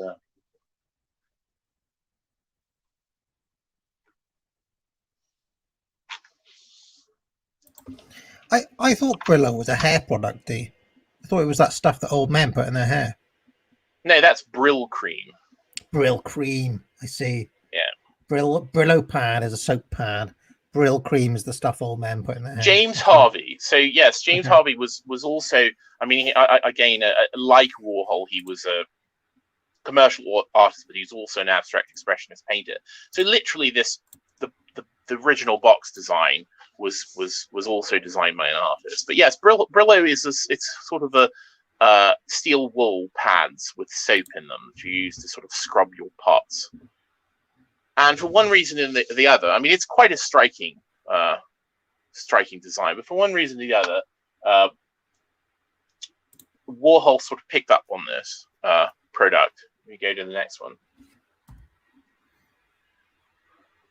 So this is he and Gerard Malanga printing these. So what he did is he went to a carpenter, to a woodworking shop, and commissioned the carpenter to produce. I can't remember what the original run of these.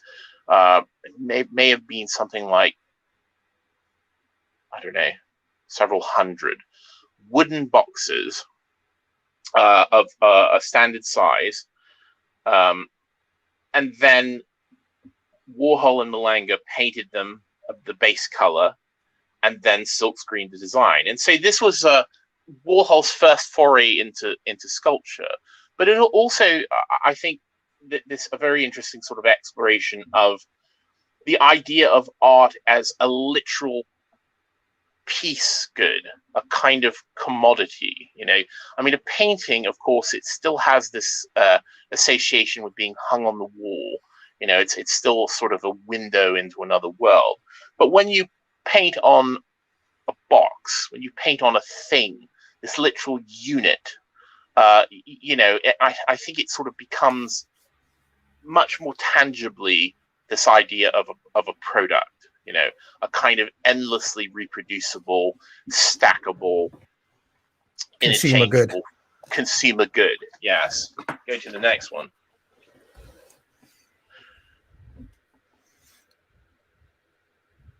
Yeah. Next. Oh my God.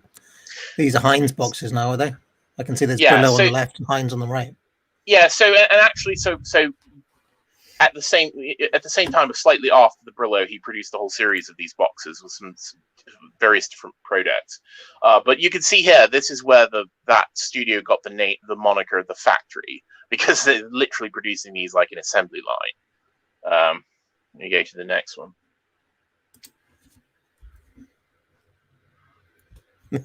Okay. What? So were these boxes sold as art? The Yes. actual boxes themselves. Okay. Yes, these are sold as art. So they're wooden boxes, and they're painted silkscreen. So they were produced the same way that the Warhol's paintings were produced, except that it was done on a three-dimensional surface. But painted on a wooden panels, a wooden box. They cost $350. Although if you went to buy. Yeah, so if you bought them from the gallery, they were $350 a piece. Now they regularly sold at auction for $1 to $2 million a piece. But what do you do with it, though? I mean, where can you put that in? What can it's you do art. with a wooden box? You display it the same way you would display a sculpture. And strangely enough, actually, when you look at pictures at the time, like I have a photograph, I didn't include it here, of Leo Castelli, who was Warhol's art dealer in New York, and often during that period you see people using them to put the telephone on, so they're like using his little telephone stand. It's a pretty expensive telephone stand. Well, at the time it wasn't, but certainly you wouldn't want to put your phone on it now. No, although mostly when you see them now, they're encased in perspex. They're like in a box to kind of protect them, because the surface of them is quite delicate. And of course, they're enormously valuable now. But yes, I mean, this was a sort of attempt to kind of make extraordinarily explicit this idea of art as a commodity unit. Go to the next. Now, unfortunately, my computer is struggling with just doing basic things at the moment. I don't understand why. I've lost my cursor. What? Yeah. Oh, here we are. I've got it back. All right. Here we go. Can you see that? Yeah, Brillo? I can. Yeah. More Brillo pads. Wait, I don't.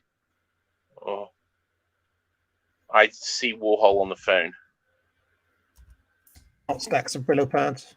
No, I just see Warhol on the phone. Try starting again. Can you see it now? Brillo pads. Yes, there they are. Yeah, and so they produced an enormous number of these. You want to go to the next one? Oh, Gordon Bennett, come on! Still struggling. Well, he's on. Like I'm saying, it's struggling to do like really basic things like open Windows Explorer and stuff like that. I don't know what's happening. I may need to clear the. Oh, here we go. Yeah. Here's Campbell's again. These are some of the other boxes. Campbell's Tomato Juice. Next. Del Monte, yeah. Del Monte Freestone Peach Heart. I'd use that as a kind of little poof, like little footstool, I reckon. not after you saw the price of it. And so here's a collection of again the various. I bet you anything, D. There were people who bought one of these, and like I don't know, their kids spilled paint on it, or they spilled tea on it, or something like I bet you there were real people who had one of these and like wrecked it, and then saw they were selling for like $1 million like a few years later, and be like, oh no, if only I'd looked after my Brillo box. Maybe. Although I don't know. I think most people who bought them knew what they were. I mean, Warhol was fairly famous at the time he was producing these. I mean, again, not the prices were quite low. And again, the whole idea of these being, $1 million a piece, that is something that came in the 2000s. That's something that came well after Warhol's death. These didn't accrue in value that much right away. It was a slow burn. My brother is asking about how copyright played into these. Like, were Kellogg's and Heinz all right with this, or Campbell's? It's a good question. I don't know a huge amount about that. I do know that he had difficulties with certain things, and with other things he didn't have difficulties. For instance, I know that the Campbell Soup Company was quite happy that they became an icon through this work. And in fact, I think that in the 80s, they actually commissioned him to do some new Campbell's things because they started to produce like soup in a box, like packets of soup. And so they literally commissioned him to produce soup boxes. But I think other, I know that the Walt Disney Company gave him a bit of trouble when he produced Mickey Mouse things. I think he had to get some sort of clearance to do that. Yeah, the OG intellectual property tycoons. Disney. Yeah. So I don't recall any problem from the Brillo people. So who knows? This is an exhibition at the Stable Gallery, another gallery where Warhol showed in the early 60s of the boxes. We go to the next.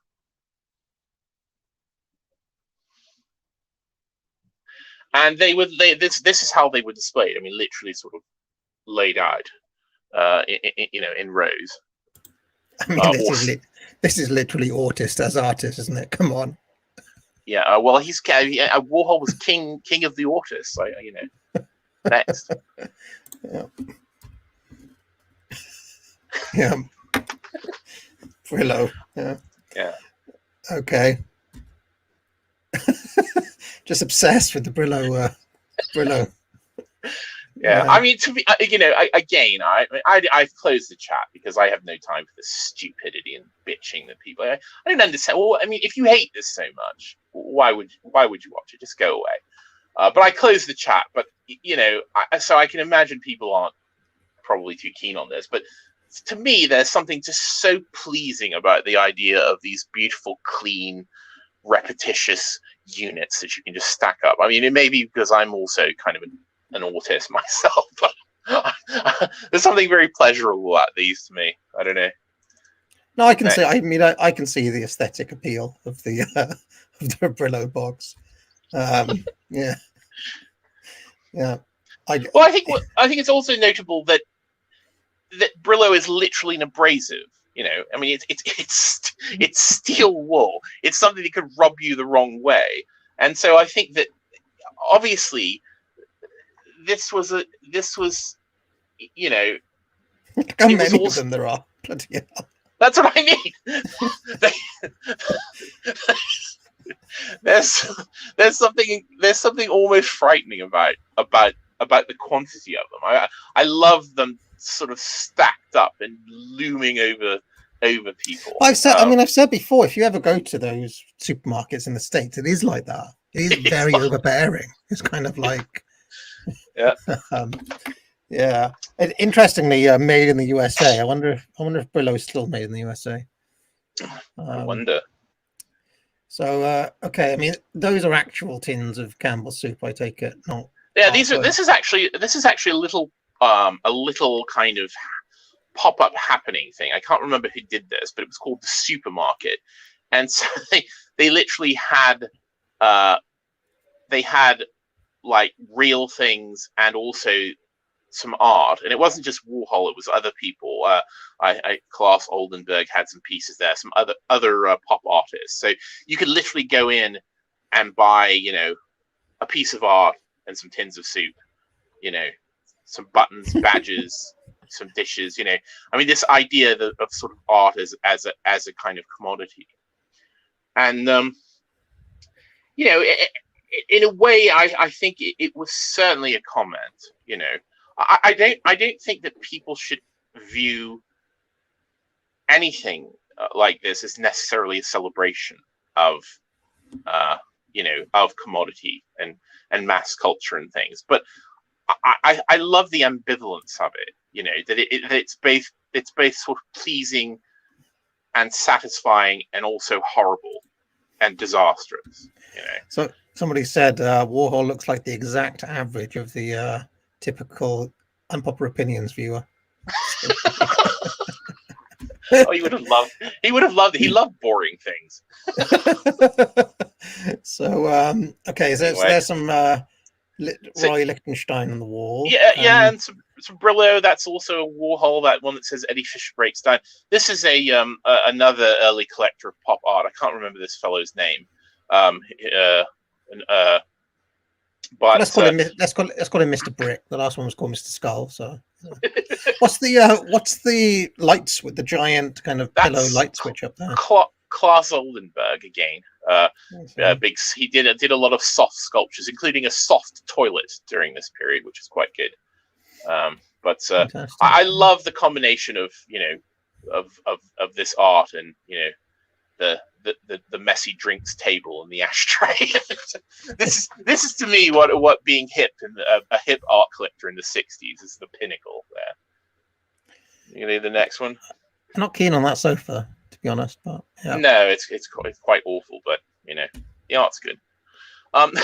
This is in the home of another collector. These photographs are all from a Life magazine spread, which was published very early when all this kind of art was pop art was sort of first emerging. But you can see there's one of the Warhol double soup cans, and that is another Klaus Oldenburg with the fake meat on it. I love that the family dog is sort of checking out the fake meat.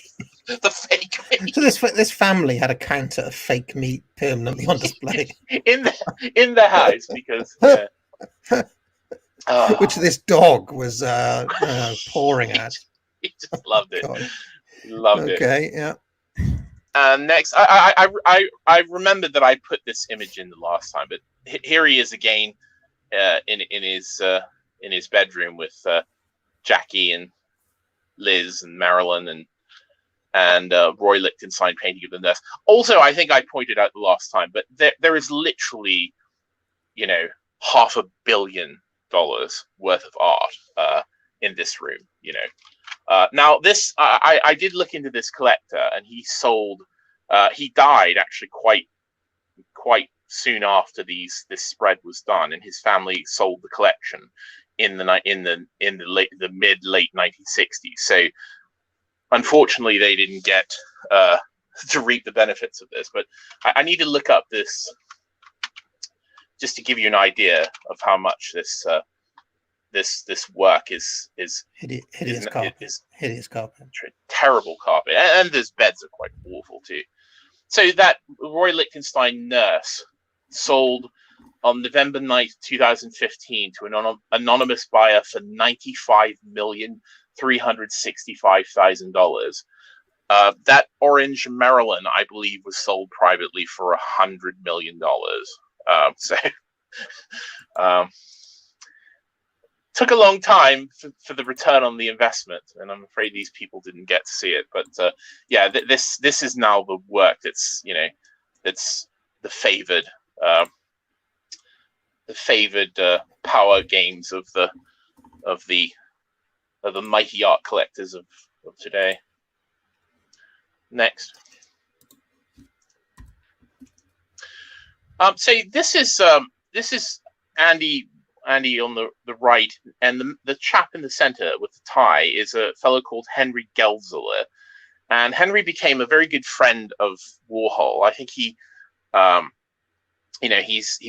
born in New York. He was educated at Harvard, and then moved back to New York and started working for the Metropolitan Museum of Art. He ended up, I think, being the curator of the American art department at the Metropolitan Museum.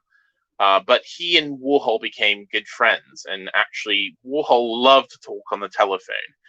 And throughout his life, he had various telephone partners, but Henry was the sort of first of his great telephone confidants, and they apparently would talk on the phone for like 4 hours a day. They would call each other up at 2 o'clock in the morning. Again, remember, people aren't sleeping, so there was a lot of kind of cross-pollination between Henry's world, again, because he worked at a major museum and he sort of was sort of instrumental in kind of promoting this kind of new American art amongst collectors and you know, the art press and such, and Warhol. The chap on the left, by the way, is James Rosenquist, another great pop artist. I don't know why, but he looks like he's been transported from like the early 90s. Like a different, he doesn't seem like a man from the 1960s to me. But, no. Okay.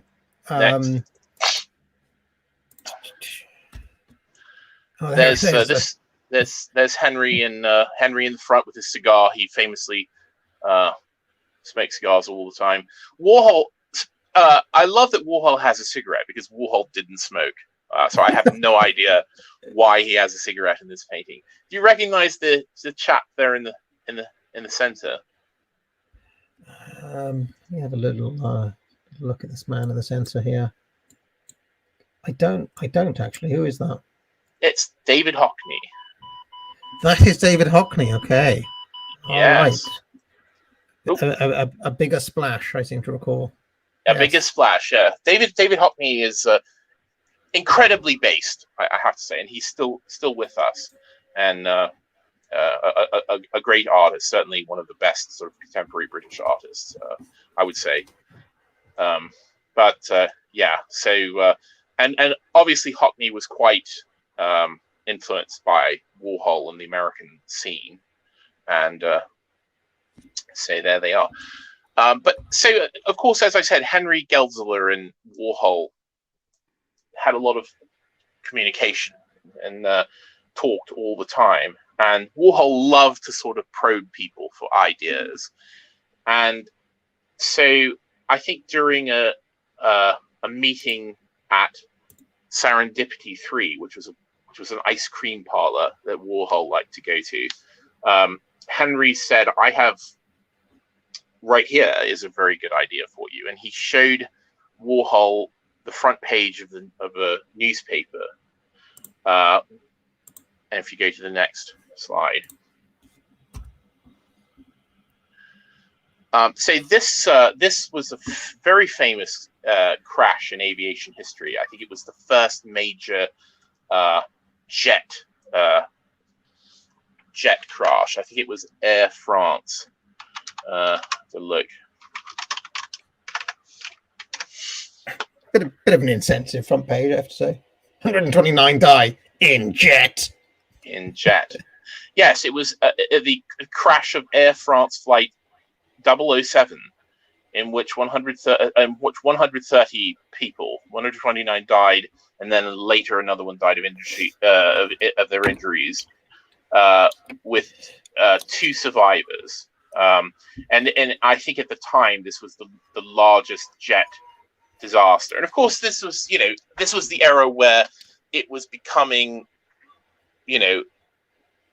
like air travel sort of came into its own, And what did they expect though, D? It was License to Kill. Because it was a 007.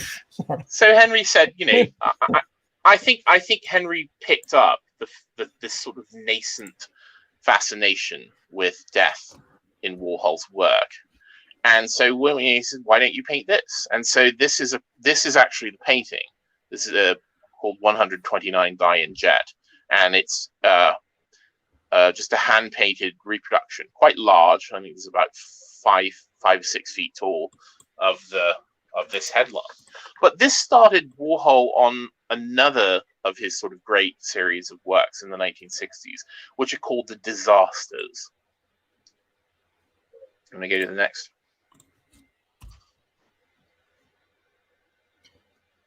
Sees Shipment.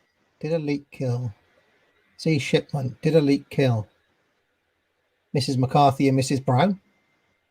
Yes. So this is another news story from the time. This painting is called Tuna Fish Disaster. And apparently these 2 unlucky housewives died of botulism from possibly a bad tin of tuna. I see. Okay. Let me go to the next one. Yes, more of it. Yeah, I mean, again, he produced a whole series of these pictures, but this is, I think, another one of those subjects that is the interface between the kind of the sunlight of mass culture, of America, of commerce, of modernity, and the kind of eternal mortality that everyone must face. This idea that two normal housewives, get together to have lunch and die as a result of it through these tins, in leaky, improperly sealed tins of tuna.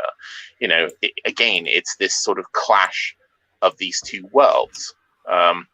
And do you not think also, Dee, that there's a kind of callousness and insensitivity to it as well, though?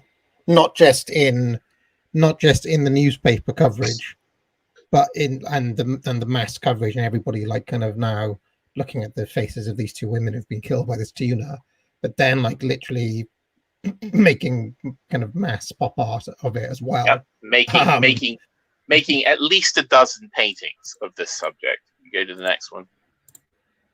I mean, do you know what I mean? There's a slight impersonal insensitivity about it as well. Oh yes. Well, this is back to Drella. This is back to the vampire. I mean, Warhol famously, there's a section where he talks about when he heard about the Kennedy assassination. He just, his reaction was that he was struck by this idea that the media was programming everyone to view this as the worst thing in the world, this sadness, this utter disaster for American democracy, that everyone should be in mourning. And of course, you get the sense, I mean, it may go back to this idea that Warhol was kind of king of the autists, but, his stance was always a kind of a fascinated, complete detachment. You can't look at these paintings of Mrs. McCarthy and Mrs. Brown, and obviously, yes, this is a human tragedy, but there's also something so kind of detached and removed from, it's the same with the paintings of Jackie Kennedy. This is just a horrible personal tragedy that has been emptied of meaning, and then Warhol takes it and empties it further of meaning, by sort of taking the false and turning it into the real, but it's also the false again.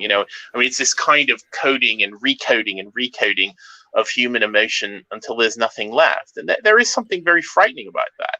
I think that what makes some of these works so menacing is the idea that Warhol isn't there to tell you how sad this is. Warhol is almost saying, "Look how meaningless this is. Look how drained of humanity this is, and I am by making it, and you are for looking at it." Do you know if the families of these women were kind of upset with him at all for this? No, I looked into that and I couldn't find any reference to it. So, and they may never have seen it. Next, there's one more of them. But again, it's this sort of consumer unit and human lives. So this is the silver car crash, and he produced a whole series of paintings of basically absolutely lurid press photographs of car crashes. God. Okay. I wasn't aware of these works before. Not seen these before.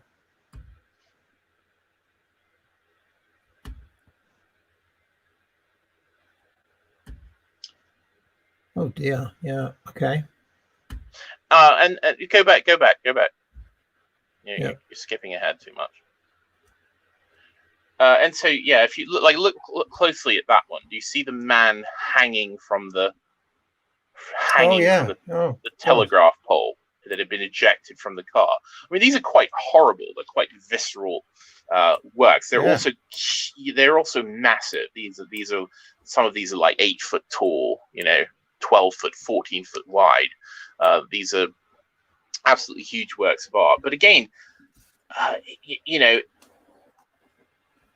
this is something that was repeated. These sorts of horrible images were put out on the press wires and picked up by various tabloid level newspapers, and were consumed. I mean, people love this stuff, and again, you become the kind of the idea of people like looking like when there's a auto accident, people sort of slowing down to look. I mean, this idea that there's a voyeuristic horror element in sort of. Have you ever noticed the Guardian do things like this? Right, whenever there's an outrage story, and in fact, you'll see it on both sides, like the Daily Mail engaging in this as well. They'd be like, "Oh, there's been this scandalous thing," and then they'll reproduce it as if to say, "Oh, how awful," type thing. But they also include the picture for you to look at.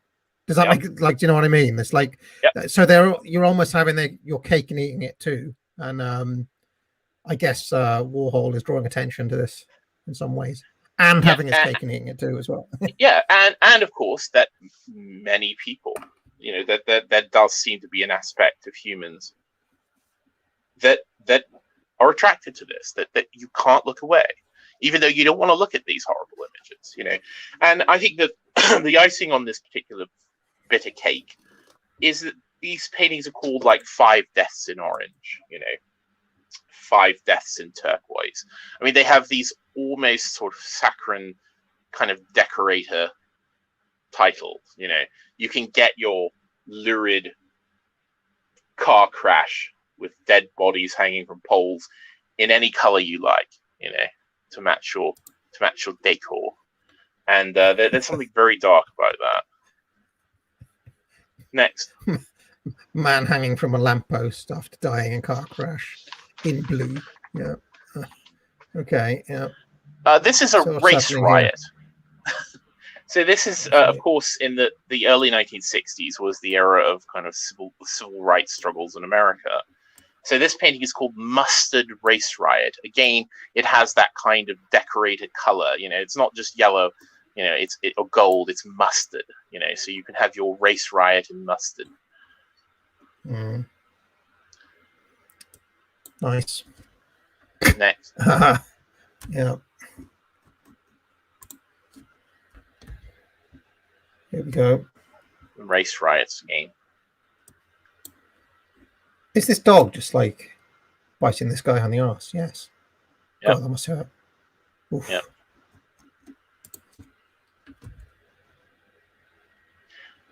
I think also what's notable about these is that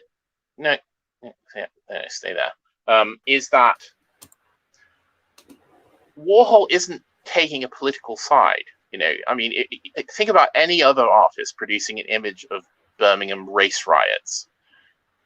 There's going to be a political message there somewhere. Isn't this horrible?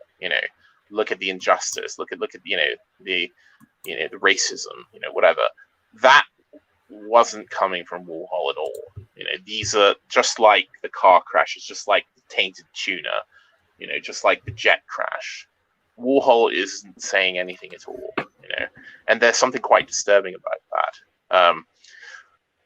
I think, sadly, there's an attempt, as with everything now, to twist some of these works towards a more political understanding. But I don't think that's present in these works at all.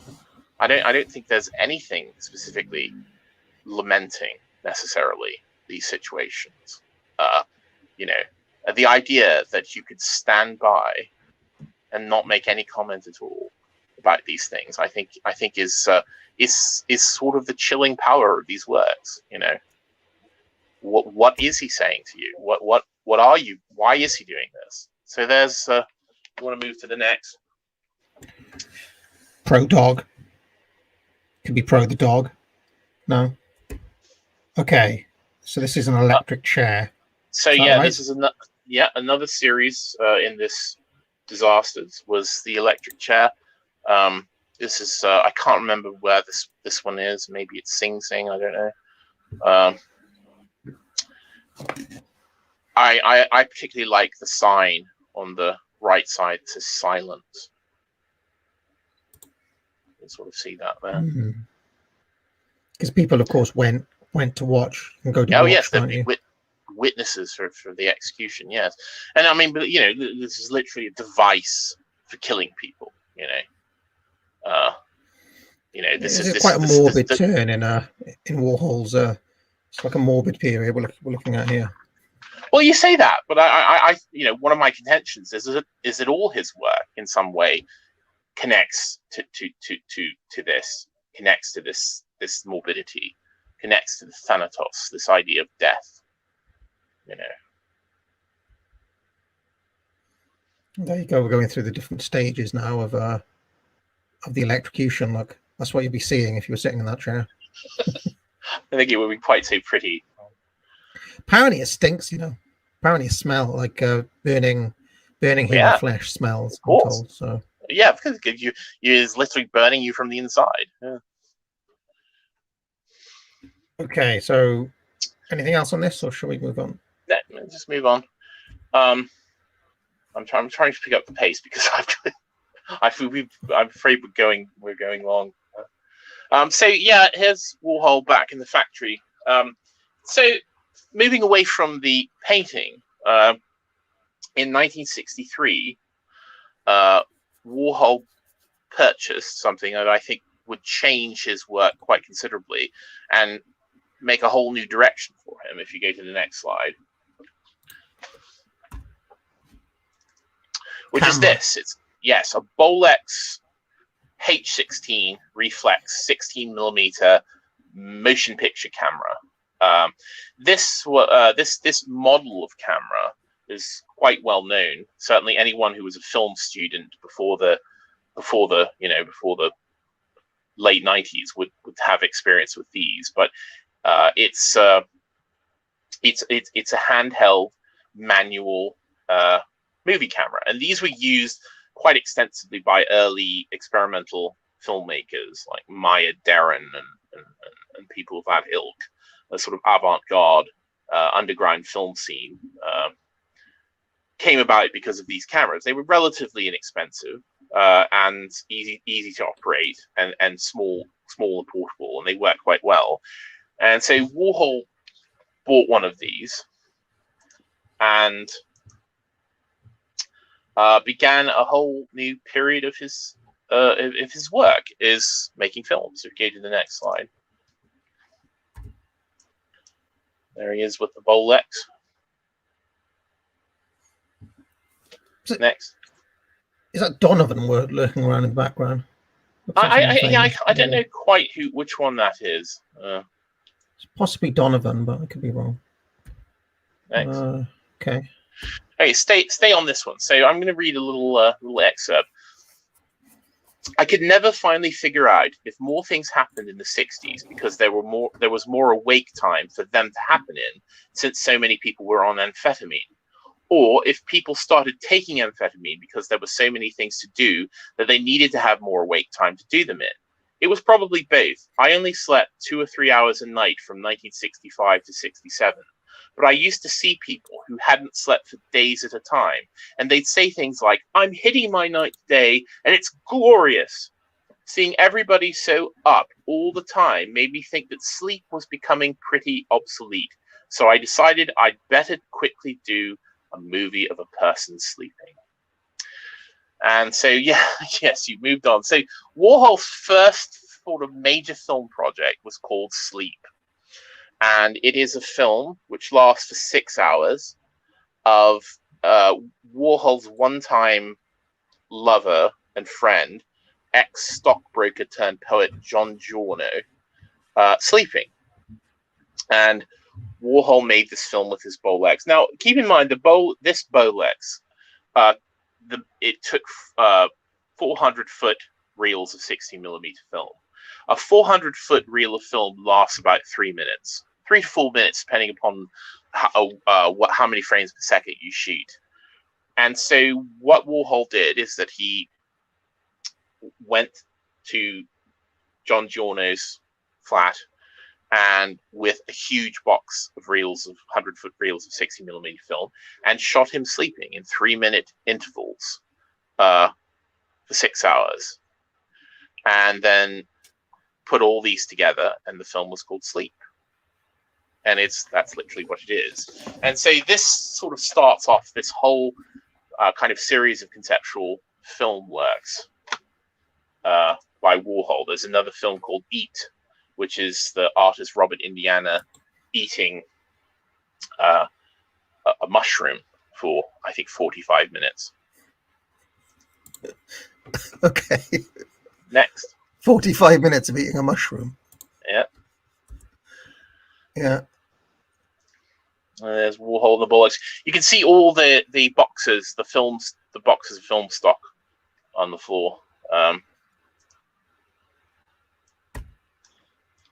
But I think the most significant sort of work, the one I'm sort of interested in to come out of this, is this.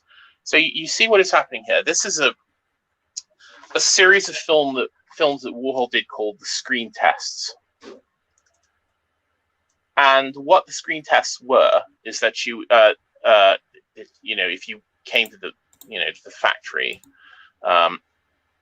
you would more than likely be asked to do a screen test. And so it sort of evokes the kind of Hollywood era. I mean, there's sort of 1930s Hollywood would do sort of screen tests to see how best to photograph a kind of starlet, something like this. Well, Warhol's screen test, it consisted of you sitting in a chair with some very bright lights shining on your face. Warhol would load up the camera with a reel of film. He would turn it on and he would walk away. And then you would have 3 minutes to do whatever you like. So this is a bit like the photo booth with Ethel Skull. And then the film would run out and your screen test was done. He produced 472 of these screen tests. And if you'd like, we could watch a couple of them. Yeah, hold on. Let me just load up my screen where they all are. Here we go. So shall we watch, which one do you want to watch first? Sedgwick? Okay, so I think we should watch, let's watch Dylan screen test. Okay. This is Bob Dylan, I presume. Yes. Okay. Go ahead. Yep. Here he is.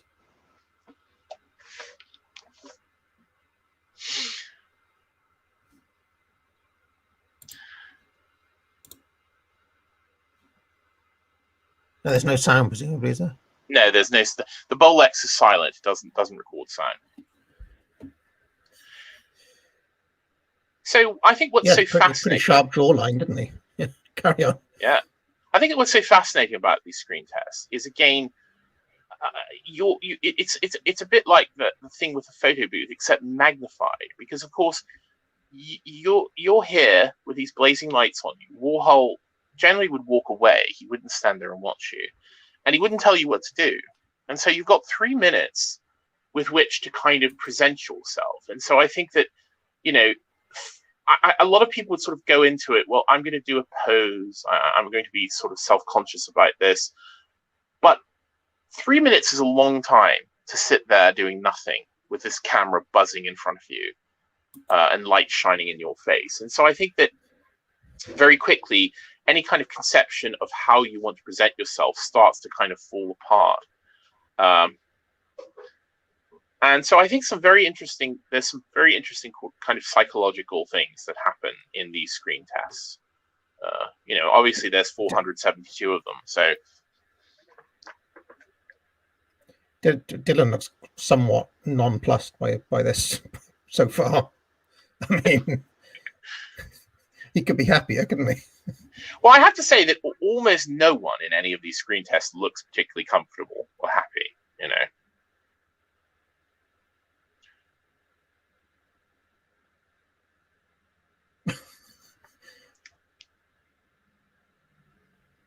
It's just like a low form of torture that he did. Like, yeah. You just sit there for 3 minutes with lights blazing on you and a camera in your face. Yeah.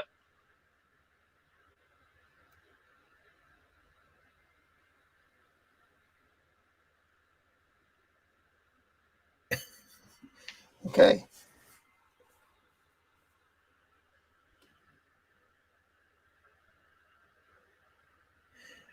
I mean, one of the things that we could talk about, D, is that a lot of people are uncomfortable with silence. You know, from my day studying theatre, people don't like.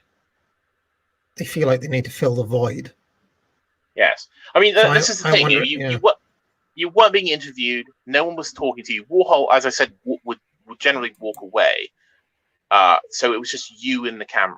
You know.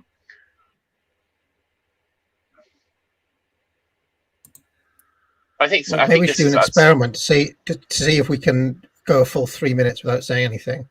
Who will break first? Should we try I think with the next one? All right, let's try it with the next one. All right, well, I want to try I think to break. Use the eunuch psyche if she's still watching. So let's do Nico. Okay. She may have had a bit of involvement with old Bobby D at one point as well. Mm-hmm. Everybody got a piece of Nico at one point or another, didn't they? Am I wrong? I thought she was famous for this. The Chelsea girl. This one's 4 minutes long. All right, no talking. I'm muting.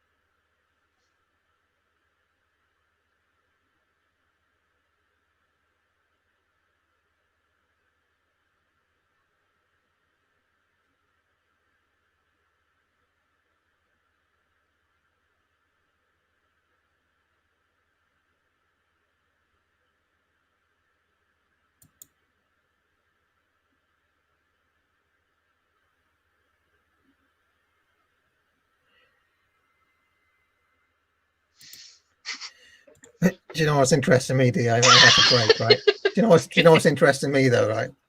Is that there's only so many pouty little faces Nico can do in this, like 3-4 minutes. She's already run out of all her moves. She tried to hide her face for a little while. She did her pouty little lips. She did her but now it's like, what do I do now? How do I? Well, this is the thing. It's not just Nico. I mean, basically everyone who did one of these. This is what happened because you sort of start. Okay, I can strike poses. I can do these things. You think that in 3 minutes doesn't sound like a long time.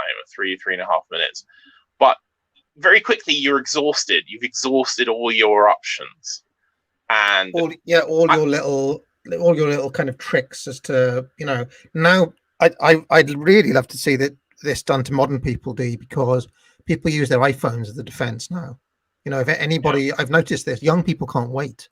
If you ever watch a young person at a bus stop, they're straight out with the iPhone. They can't handle the nothingness of just doing nothing, right? So I'd love to see what a young person would do under these sorts of conditions. I mean, me and you'd be able to handle it. We'd be wonderful. Oh yeah, I mean, I've actually made my own of these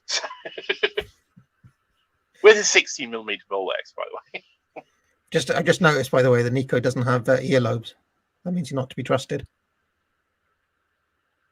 Not to be trusted. Oh. Yeah, if you don't have earlobes, you're not to be trusted. Oh, is this back to the dishonest Chen? You know. It's just a well-known thing. If somebody doesn't have earlobes, you shouldn't trust them. She doesn't have earlobes. Look. Also, keep in mind that this camera was quite noisy. So if you were sitting there, you'd also be hearing this. It was a very visceral, physical sort of experience. That these old film cameras. I reckon she's got into a kind of groove now, Nico. She's like, I can deal with this. Yeah. I know. I'm into the. I mean, she was quite striking. Oh yeah. Oh look, she's made a telescope.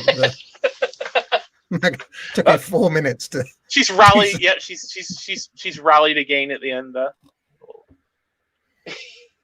I reckon in a way she took it better than Bob Dylan.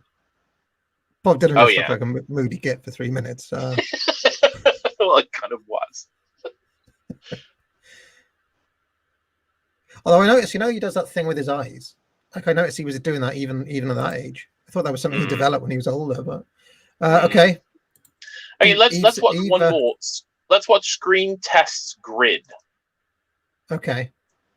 So someone on YouTube has actually put together 12 of them all in one, so you can sort of watch 12 different people. The kind of prototype Zoom. See if you can recognize any of these. Yeah, there's Lou Reed top right, Nico. I'm guessing the top left is Eve Sedgwick, is it? Edie Sedgwick, yeah. Yeah. Warhol, is that Warhol himself on the bottom in the middle there? No. No, that's I think that's Ingrid Superstar. no, next to on the bottom. Oh no, right. that's Joe's. The bottom right. Bottom right, one in. It's kind of in the middle on the right. I thought he looks quite Warholish. No, that's Joe D'Alessandro. Okay. Freddie Above him, I Herco recognise. Above him, it's Dennis. It's Dennis Hopper. Dennis Hopper, yeah. Yeah. That Freddie Herco is another one of these sort of amphetamine guys. He's on the bottom right. That's Billy Name above him, the guy who lived at the factory. Lou, obviously, at the top there. Who's the slightly seedy character chewing gum at the top next to Nico? I don't know who is that. I've got to look it up.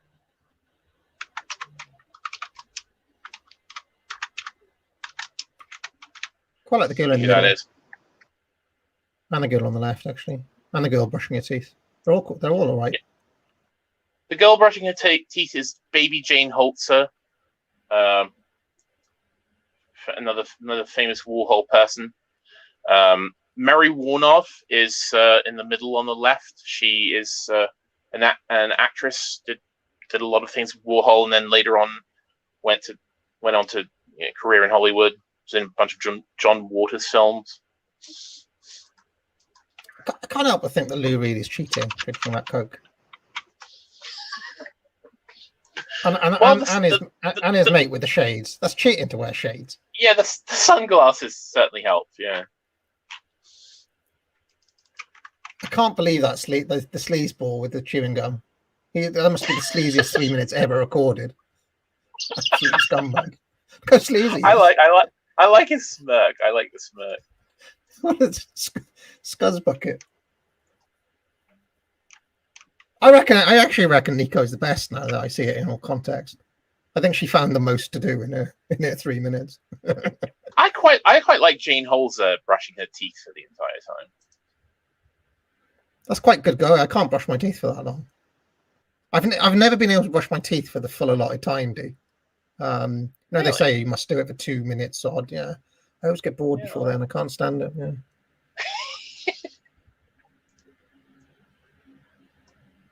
I reckon middle left is the pick of these women. Quite like her.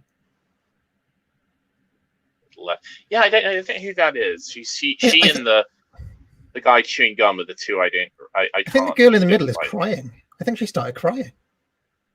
She is crying. I just saw a tear drip down her. Oh, she's crying. Yeah. Yeah. She literally can't handle it. Amazing. Can't handle it.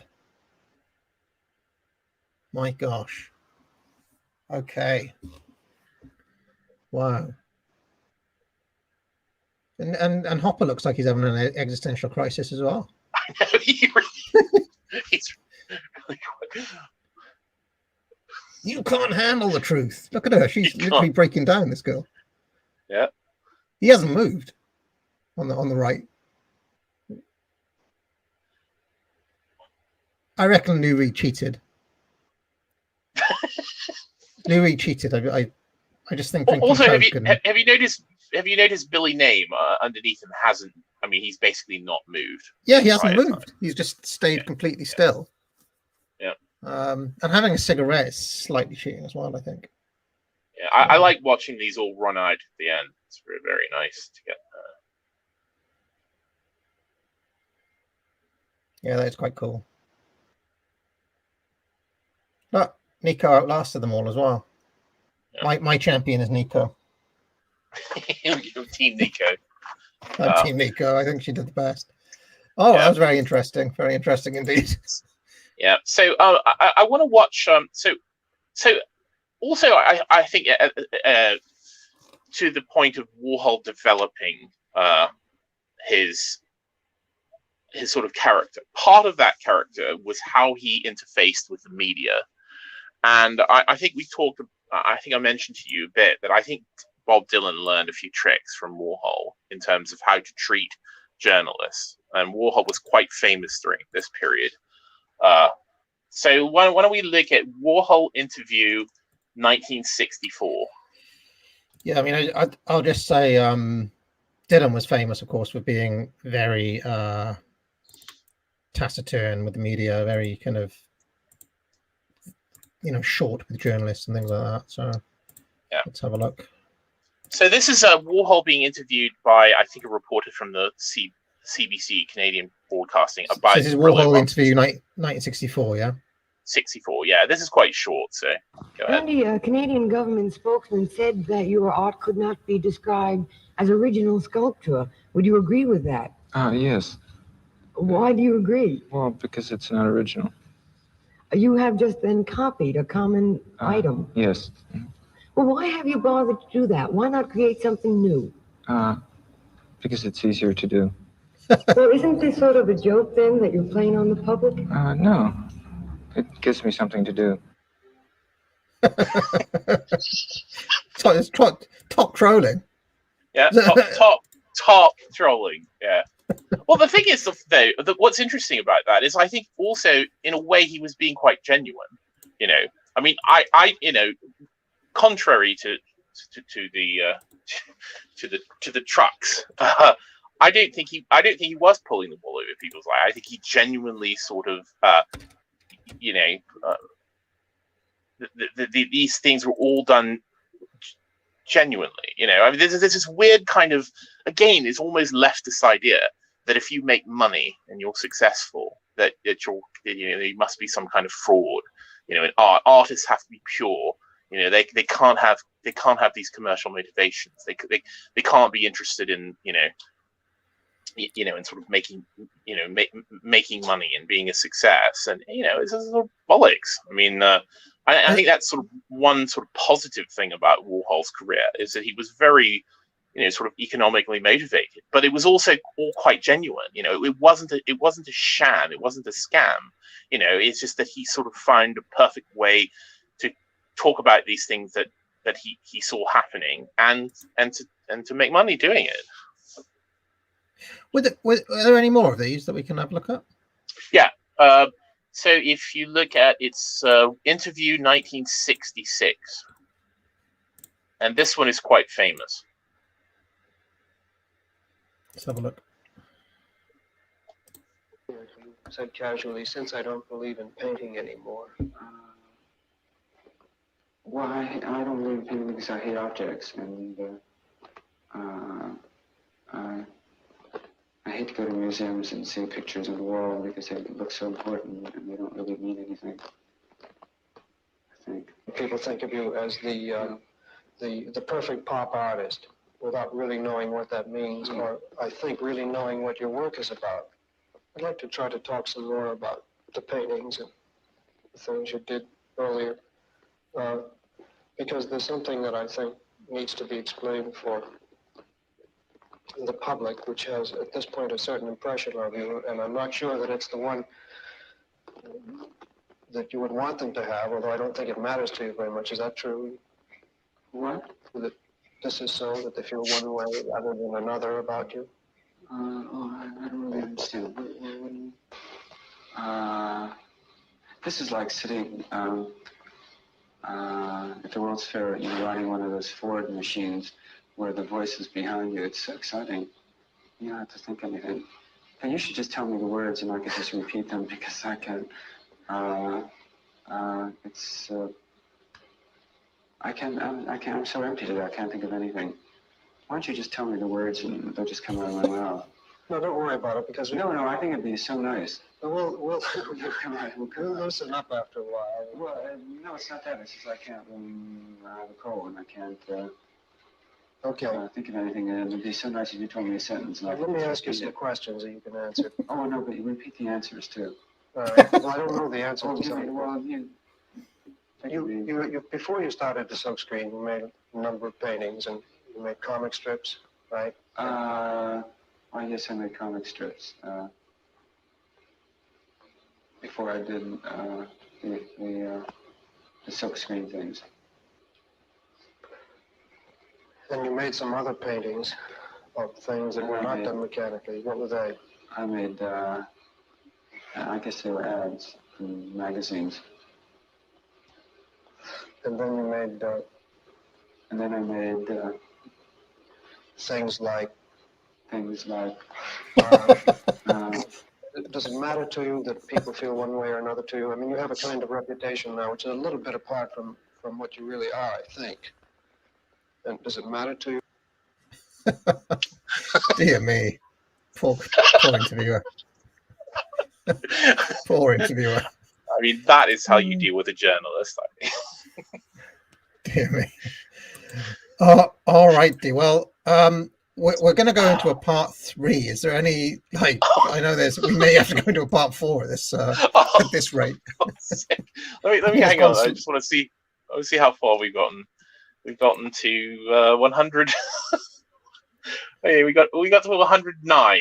There were 227 that I wanted to get through today. All right. But okay. Okay, we'll have to gauge part. We talked a lot. We did talk. I mean, that's I obviously Ava prepared material. There's a lot to kind of jam in. Listen, next week I have to go away again, so I'm going to do a pre-recorded Deepest Law. I don't know what I'm going to do it on yet. I might do it, D, on a tediously long breakdown of Mary Poppins, as only I could do. Finally, see. I think you've been talking about doing that. Yeah, I might do that. I might do something else. We'll see. So I'm going to pre-record that. It'll go out as a live stream, but I won't actually be here. And then maybe the week after that, we can finish up on Warhol. And then presumably Pharaoh's got some ideas, and I have to finish up Bob Dylan at some point as well. You've got. There are a few super chats. Years the Eunuch on Entropy has said, "Thanks, Dee, for putting this together. He's the greatest thing to happen to your channel since you discovered me." Little winky face. Still working weekends. I'll miss Cigar Stream tomorrow, but I'll be with you in spirit. Keep up the DJing. You're great at it. Oh yes. On the subject of AA radio, I've taken the decision to remove AA radio from my main channel because with 61,000 subs, and I won't go into my revenue and so on, but there's quite a lot riding on my channel these days, and because there's so much copyright stuff to get through, I thought it might be safer to do it over on AA Gold. So starting tonight, AA Radio is now officially moving over to AA Gold. Okay, and to to celebrate this, I will be airing the first 4 episodes tonight, all night. It's going to start at 9, and then it'll they'll start one after the other. So Witches will be on at 9. Then what was it? Bangers, Space, and Murder. They'll all be on tonight. So if people want to, have a little pajama party in the chat there, there'll be an opportunity to comment again. There's also a kind of safety archive on Rumble now. But yes, every 2 p.m. on Sundays over on AA Gold. So subscribe to AA Gold if you haven't. And of course, on Saturdays on AA Gold, me and Dee do the Ashes commentary. So that will be on as well. Narco Republican says, this was really good. Everyone's tiger riding skills are leveling up. Thank you very much, Mr. D. So there we go. And then over on, hold on a second. I need to get to, we're still having that problem where the super chats aren't loading properly. I was watching some AM's Braveheart thing, and they were having that problem as well. So. Mr. Gently Benevolent says S super chat chest after UO shenanigans.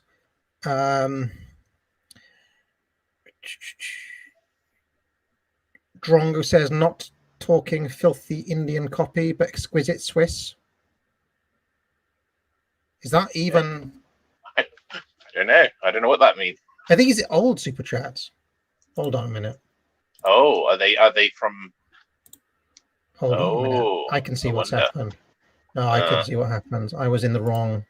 Oh, I was in the wrong bit. Hold on. Yeah, here we go. Drongo says Mona Lisa is such a trashy self-portrait. Oh, it's not self-portrait, is it? Mona Lisa? No. Although, yes, that I can't remember who suggested that it's a secret self-portrait of Leonardo. But Leonardo wasn't a woman, was he? He had a big beard, didn't he? Did he not? Yeah, I don't know. I don't know where it all comes from. Yeah. You see what Leonardo looked like? Yeah, big beard. I thought you looked like that. Okay. Supermaster Juice has just sent a little thing saying bravo, little cat clapping. And Marco Antonio says another fine discussion. Thank you, gentlemen. Thank you. And that's it as far as I can see. Yeah, and I still can't see the old ones. So until that rectifies, I'll have to do a special catch-up stream for that. It'll just be called like Super Chat Catch-up or something. I don't know when, but at the moment it's still broken, which is a bit annoying. Anything else you want to shell, D, other than part 3 coming up in a couple of weeks? Part 3 coming up. I also want to congratulate. I mean, there are people that have been here for 3 hours saying how much they hate Andy Warhol. So, I mean, that takes some dedication. Hate watching for 3 hours. Hate watching, yes. But, I love irritating these types of people. So I'm very happy. Well, I mean, if it means anything, D, at least they're watching, right? What about those people? What about those people who are like, oh, I hate AA now. I don't watch him anymore, but he's a fascist. I see people say things like, it's like what? You don't watch? We don't watch your Matt says Warhol would have loved Napster. Napster. Yeah, wasn't that music pirating music site? Sort of thing. Yeah, it kind of went official and then died. I don't know. Yeah. So there we go. Yeah, I think that's it. I mean, I enjoyed this. I enjoyed this. And certainly I'd seen bits of Warhol that I was not aware of before. I'd seen the Campbell Soup and all the famous ones before, but some of the car crashes and so on, I wasn't aware of. I'll be back. The AA radio tonight. If you're in for you're going to pop in for a while, D. I'll probably hang around in the chat for a bit. Now that my fucking table has been cancelled. Oh, show up. The coup got you. Mrs. AA and I have our anniversary. Okay, our anniversary was a few weeks ago now. Then I had the issue where I had to go to the funeral, so I had to move the table once already. Mm-hmm. Went last week when bad news. two of our chefs have caught COVID, and we have to close the restaurant for the next 2 nights. The next table I can offer you is on Thursday the 26th. I'm like, Jesus Christ! I haven't been out to eat for ages. And when you're like me, D, whose only love in the world is eating out, that's bad. It's terrible. All right. Oh no! What a disaster the world is. I mean, even if you hate Andy Warhol, it's nice to be able to just dip into this little world and forget about how miserable everything is at the moment.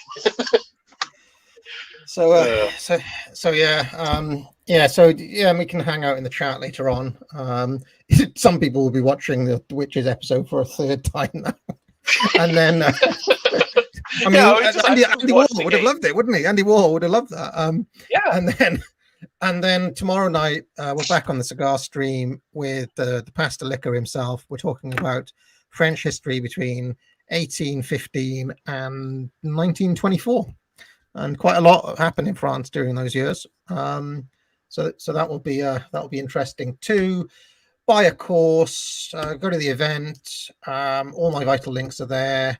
Pick up a mug, join the channel, but most importantly of all, get out. All right, see you later, D.